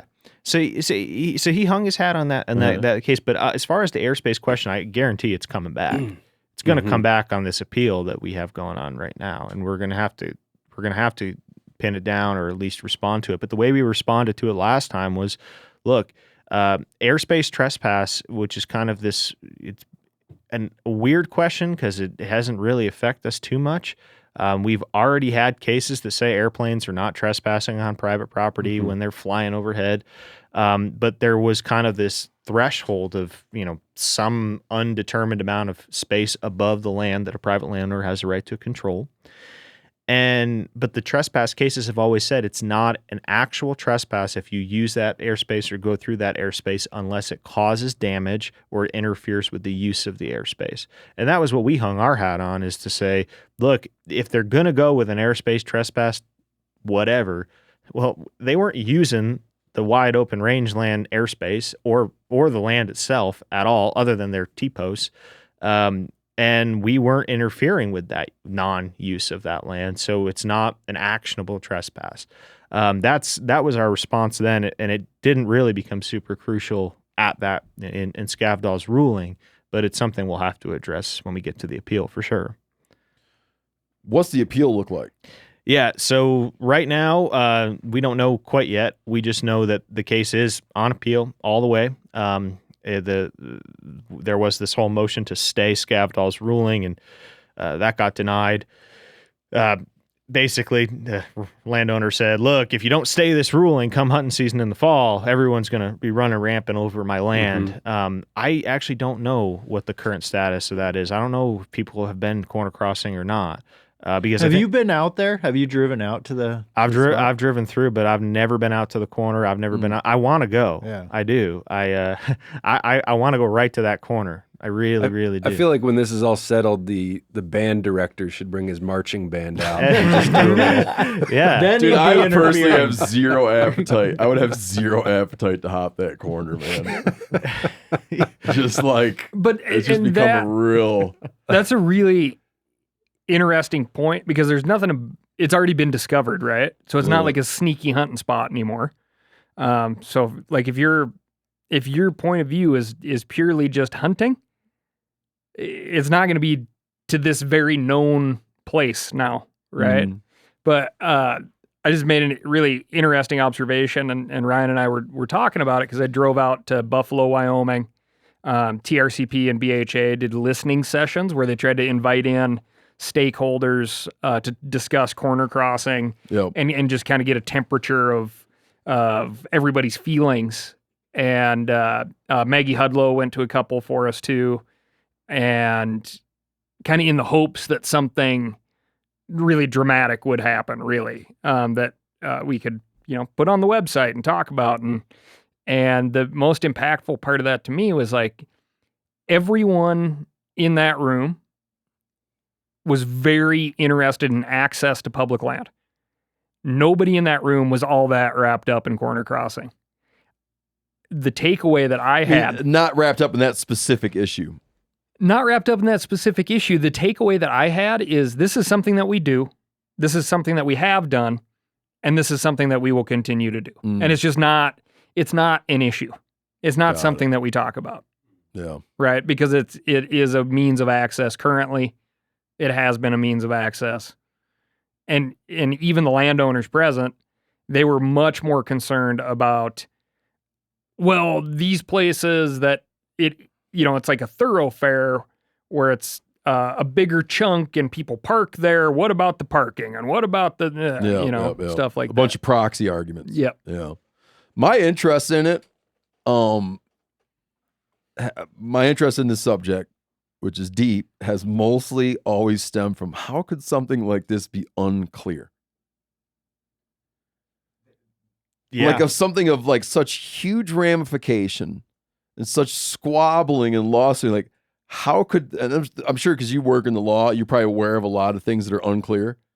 But I'm like, how in the world is this not, how in the world is this unclear? Even going all the way back to when they came up with this checkerboard system, they weren't like, there's someone this could be a little... there's someone that the railroad back in 1890 or whatever the hell wouldn't have been. You know what I keep thinking about? Since they gave us every other section, but it's like crisscross, is someday.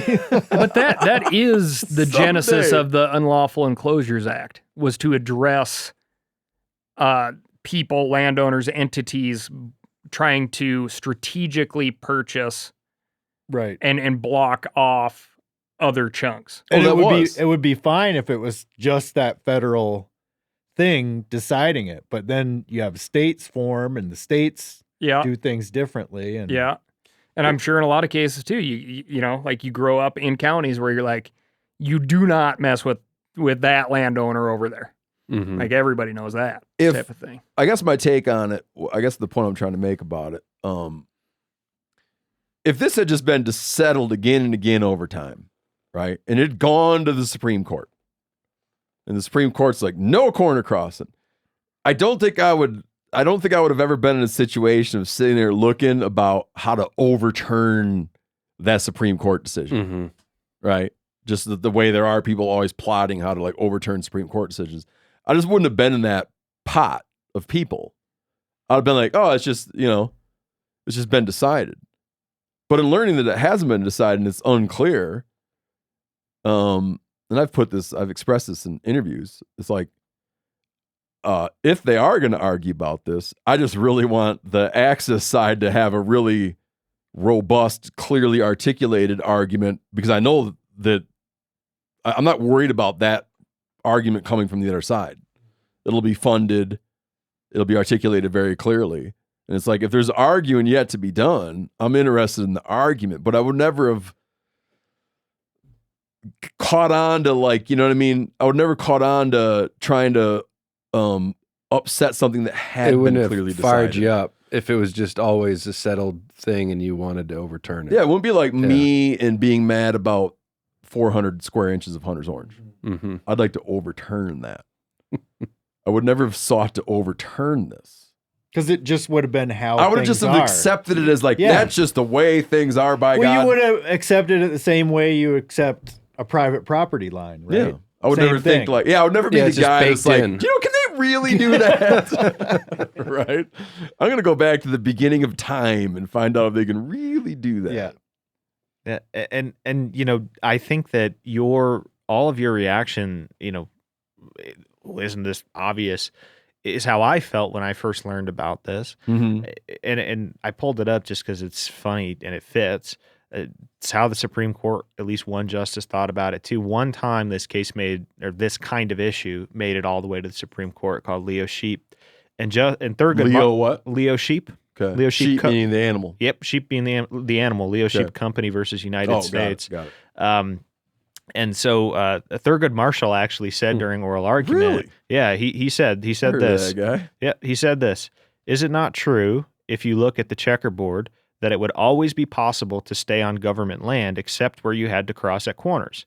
So is it not possible that Congress, You mentioned the widespread understanding that people could go any place they wanted to in those days without worrying about having somebody build a fence in front of them.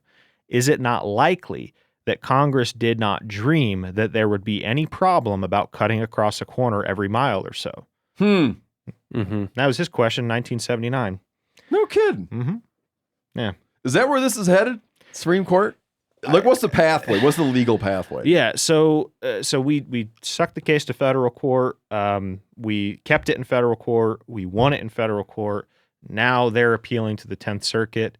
That's the next part of the dance. The 10th Circuit is the Federal Court of Appeals that governs Wyoming and a few other spots. But now it goes beyond Justice Skavdal, correct? Yeah. So Judge And I say that because when his opinions on the stays, so when the motion for a stay was denied, Justice that remained with Justice Skavdal. Justice Skavdal wrote his opinion as to why he would deny the stay. And in those opinions, there's a lot of things that I took as like very, very positive for a pro public right to access public ground standpoint. But now I imagine those opinions will be considered by a higher court. Yeah. But it won't be Justice Skavdal. His opinion is on paper right now, and he won't be the judge of this again, correct? Yeah, that's right. So Judge Skavdal issues his decision down below everything that we've been talking about. He also says, I'm not going to stay that order. I mean, I'm not going to put it on pause, not put it on ice. You guys can, it's the law of the land in Wyoming for now. They appeal to the 10th Circuit. The 10th Circuit has a broader jurisdiction. They hear appeals from Wyoming, but they also govern cases out of Oklahoma, Kansas, New Mexico, Colorado, Utah, and, strangely, the parts of Yellowstone National Park that extend into Montana and Idaho. That's the jurisdiction of the 10th Circuit. They will review Judge Skavdal's decision, and they will either affirm it, meaning, yep, we're good with it. They will reverse it, or they will reverse it in part. They'll review it without all you all in the room. Well, we're going to present arguments on paper. We're going to probably have oral argument in front of them to that'll be part of the review process. Part of the review process, and then they will reach their decision without us in the room. Yeah, they will. But there's a possibility they could just look at it and be like, "There's no appeal," or no. No. There is an appeal. They're gonna make a decision one way or another. Probably won't have that till next year sometime. And then after that, the losing party, whoever loses at that stage, would have the opportunity to petition the Supreme Court to take a look. So we're one step away. When you think about what you just said and that this might go to the Supreme Court, you've been practicing law for 7 years. I Yes. mean, in your wildest dreams, did you have any idea that you'd be involved in a case in which Would it remain your case? so many people are interested in this? And like, I mean, it's got to be just like a trip. I have always wanted to be an appellate lawyer. And when I was in law school, I was pretty nerdy. You can ask my wife. I used to go on runs and listen to Supreme Court arguments on my headphones. I applied to be admitted to the Supreme Court last summer. Yeah. Because I had a feeling. I've wanted a case to go, and I've wanted to do it for this kind of one of my goals. This is what I want to do. So I'm excited it's happening, and I'm excited that there's a possibility it could happen, but I'm ready to do it. And as long as the guys will have me, I'll keep doing it. Very cool. Yeah. And Man, your all the way to the Supreme Court. Can we come down and record from the Supreme Court? Like, what do you think, Justice Roberts? yeah. Steve, can I just ask a question We're real going to have to quick? get a couple more chairs in here. We didn't really get to the takeaway here at the end of our talking points. Let's do it real quick. Oh. Take it over, Cal. Oh, yeah, and just before we I'm move not looking on, at the Steve, thing. you have a hard out in 20 minutes. I just want to throw that out. Yep. My ear saga You want is getting closer to conclusion. you want to talk about the takeaway at the end? It's pretty important, I think.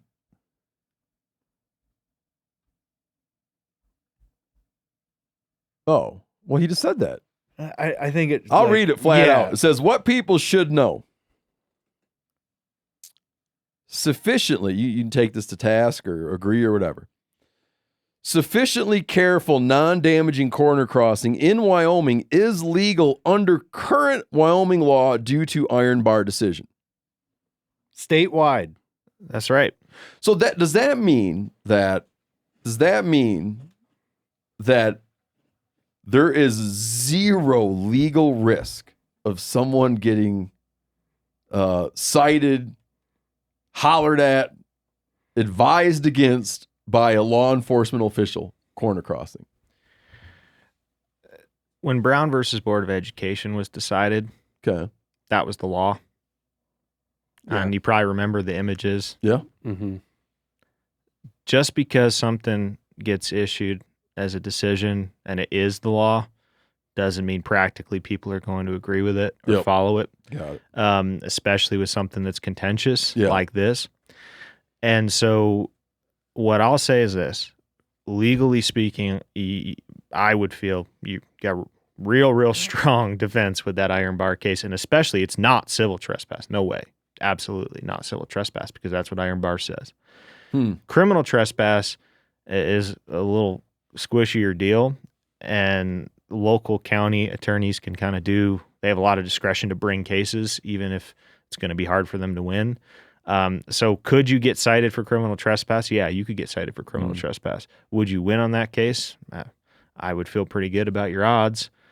That's the thing I wonder too when I've been thinking about this is how much appetite right now, how much appetite would even be to cite somebody, knowing the depths that you're wading into.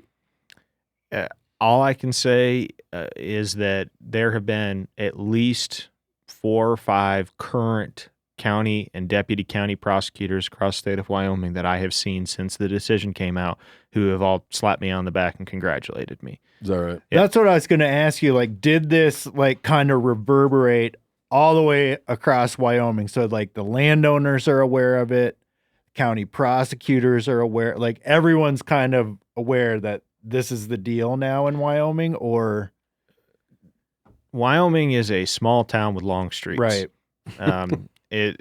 People know about this. Yeah. Whether a prosecutor is going to be willing to say, I'll take the bull by the horns and let's do it again. I mean, there wasn't much appetite for that before. I doubt the appetite has gone up for that, but it could happen. I mean, it could. But like I said, I like your odds. Can I do an addendum to Absolutely. the takeaway? For you hunters out there, and mushroom pickers and whatnot, this was a surveyed corner. Mm-hmm. Okay. Pay really close attention to the word sufficiently careful, non-damaging corner crossing.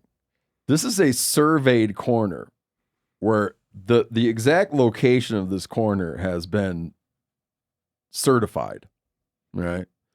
Fences, just the existence of fences, do not necessarily denote the location of property lines. And I'd like to add to that, your onX is unfortunately not going to be to the specificity that you're talking about. It's going to get you in the ballpark.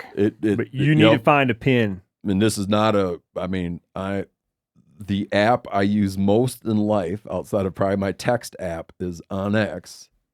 I wouldn't want to live without onX. It is the most valuable hunting tool, digital hunting tool that I can think of.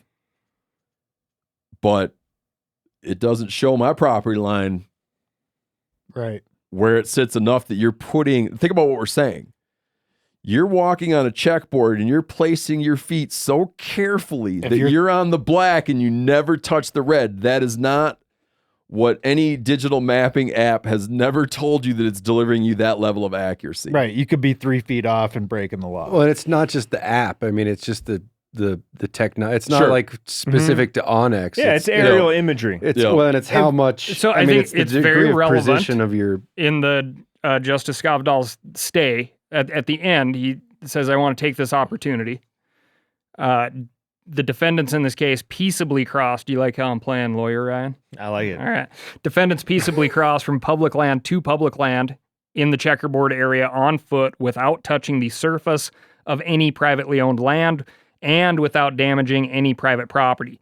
Those were the facts presented to this court for decision, and the court stresses here the importance of public land users accessing public land and only public land in a law-abiding, respectful manner.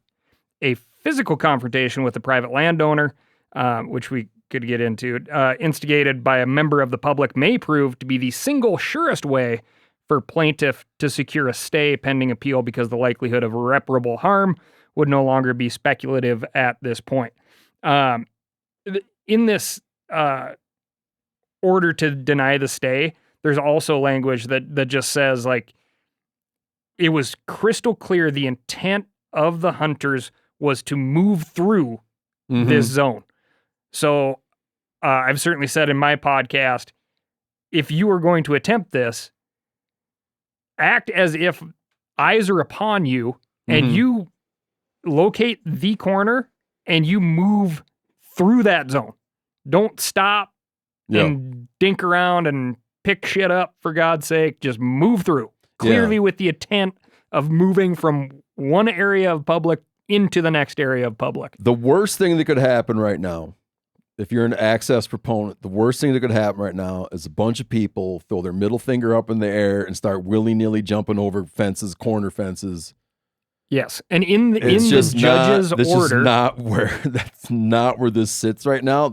If this becomes clarified, there will be, my prediction is there will be a lot of attention paid to strategically locating important corners, and there's a way that this will play out. But this is we're probably going to have to raise some money to get these pins. This is not like you out arguing with landowners and ranchers about what you don't own those elk. Yeah, where they're fenced, and it's just not how this needs to go. You need to read the opinion in the stay, because I mean it's very clear that all the things that we've read in the paper, and including a lot of things that we covered here today, which was very thorough. There's still a lot of context that was thought about from Justice Skovdahl, some of which included, like Steve was saying, waving your middle finger. It alludes to the fact that there were phone calls to Iron Bar Holdings and some veiled threats and probably just some fuck yous. But that actually made it into the justice's opinion. Is that right? So you gotta... He didn't ignore that. Did not ignore that. Took it into consideration because Iron Bar's counsel brought those points up because, that would be an issue to order a stay of opinion. Yeah. Is if it was thought by the judge that there were going to be some physical ramifications that could hurt somebody if the stay wasn't issued. Yeah. Kind of crappy, but more or less right there, Ryan. Well, no, I think that just so people know, because if I was listening to this, while I was trying to work on something in my garage, I might have missed this. A stay is when a decision gets made, but they know it's going to be appealed. So they basically come in and say, "Here's my decision, but we're going to stay on I'm not changing anything yet because I'm going to wait for the appeals process to play out. So we're not going to act on what I've decided, but that's my decision, and then we're going to wait down the road for greater clarity." Is that a fair way of describing a stay? It's a fair way of describing it. Just also to be clear, though, no, the stay was denied. Yeah, but I'm saying if everybody was out there having fist fights and stuff, absolutely, he might be like, you know what? Okay, never mind. Everybody stop. The stay is in place. This is getting out of hand. We're gonna, bump it down the road. No, and to just echo everything you guys have been saying, you got to find the survey stake. You've got to physically find it with your eyes, and you've got to cross it carefully. You can use Onyx or a compass to help direction yourself and orient yourself. Oh, it'll orient you for sure. Yeah, but you can't rely on it like you're saying to your footfalls. You got to use your eyeballs and direct yourself. Is there a process? Like, if you can't find that marker, is there a process to request like a survey? Or like, let's say I identify a corner where I can access whatever, a few thousand acres of public land, but I can't like identify clearly where exactly that corner is. Like, can you contact a federal agency and say, it's not there, I can't find, like... Yeah, so you may be able to contact your BLM field office and notify them of that particular section corner missing its survey stake, because that has to be a thing. Oh, it right? happens for sure, because the old survey stakes were dinosaur bones or whatever they found in the field, and they would just pound it into the ground. And now they're these like uniforms, stainless steel or whatever they are. They're called monuments. Every now and then you trip on one. The verb is the verb is monumenting because in the law, even if it's wrong, you talk about a lot of people's property lines are wrong, but the way the law works with those survey stakes, the survey stake is always perfect in the law. It does not matter even if it is wrong. The survey stake is monumented. It is correct. It is always correct. Got it.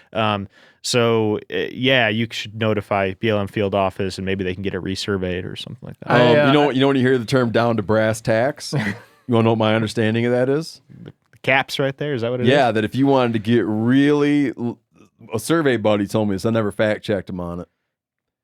On top of that, there's like a brass plate, and that's basically it. But since these corners are infinitely small, the lines are infinitely small, to get down to brass tacks, there's like a circle, and within that, you can place a clarifying pin. You can place a tack into that if for greater clarification around that, whatever the hell 1 inch circle is. I don't know. No, it may be true. We some people say people are saying more and more. I have found those things. I mean, that would have been a hell of a job. I've found those things in the most bizarre places and have always taken a picture of them. But then I always get around to thinking like, you don't want to show that off. It happens to say exactly where you were. We found one in Alaska recently, and I could not picture the person who'd like gotten to there and had figured that out and drove that in the ground. Right. Oh, yeah. They had to have been thinking like, who cares? Oh, absolutely.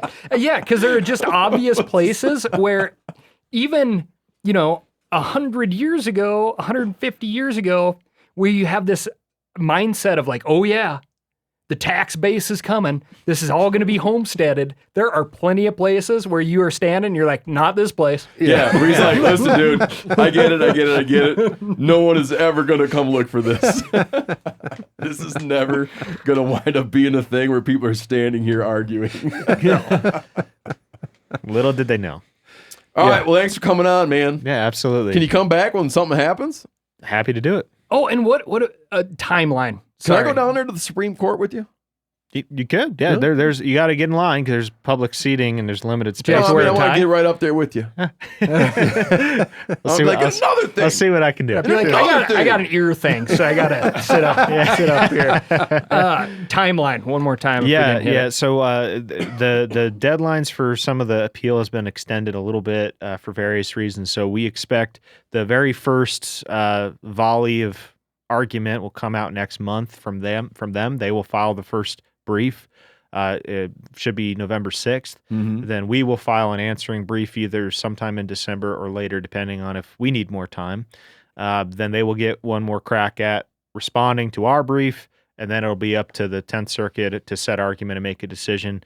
I would expect a decision one way or another sometime late spring or summer of next year, if not later. God, if I was the listing agent or the whatever, or the lawyer who put that deal together, I would be sweating. Yeah. To be like, at some point, someone's going to have a question for me. I think there's a lot of real estate agents around the country that I was looking at it a little bit. I mean, I saw a property listing the other day. This guy probably has a boat. Where you saw a property listing where you're like, I don't know. That mentioned exclusive access to public lands that didn't have access. I mean, it's like when you start looking for it. There's one up by Ennis, and it's like part of the benefit of our HOA, which is another evil freaking entity that I would love to see burned to the ground. Man, I had no idea. I will never make that mistake again, man. Yeah, but there's one in Ennis. It's like part of the benefit of our HOA is exclusive access to everyone's public ground. I just want to go in there and I want to buy a lot and I want to be like, bring on the lawsuits, you sons of bitches. All right, thanks for coming on, man. Absolutely. So in the meantime, you probably have to do other stuff too, right? You got other clients? Absolutely, yep. Why don't you plug your law firm? Fuller and Semerad. We're in Casper. Give us a call, 307. So what kind of trouble? What kind of trouble are you looking for down there? Anything. I mean, I like a fight. You do divorce? I like a fight. I don't like do divorces. Truck stop ass kickings. Yeah, I do truck stop ass kickings. We were joking. Are you an ambulance chaser? Nah, I try to avoid that too. Okay. I like to fight. So what's your favorite? What's the best call you can get? Criminal defense of any kind. I like doing those. Like helping criminals out, do you? I like helping people. Steve, we were joking on the way over that there's still plenty of rural Wyoming that is not dissimilar from rural eastern Montana where people are likely to come in the door and be like, you know, that drinking and driving thing, they're actually serious about that. You ever do that kind of work? Oh, yeah. Yeah, okay. Get a lot of that. Got a trial coming up in Cody in November, so I'll be off doing that. And you do child custody? I try to avoid it. Have done it, but I try to avoid it. Okay. Don't like that stuff. Yeah. Yeah, that's not as much fun. All right. Yeah. So, how far? What's your range? How far do you go? I do the whole state of Wyoming, but I'm barred in Nevada and Ohio too. But I'm inactive in those states because I don't really practice there anymore. All right. So if you're law dogging, it's in Wyoming. Yep. Wyoming. That's where it's at. You're gonna get just raked over the coals by not using the for your alma mater. You know that, right? The Ohio State. Yeah. I know. I don't know about. I don't understand this, but I don't have time because I got to get my Get your my ear continues to be a problem.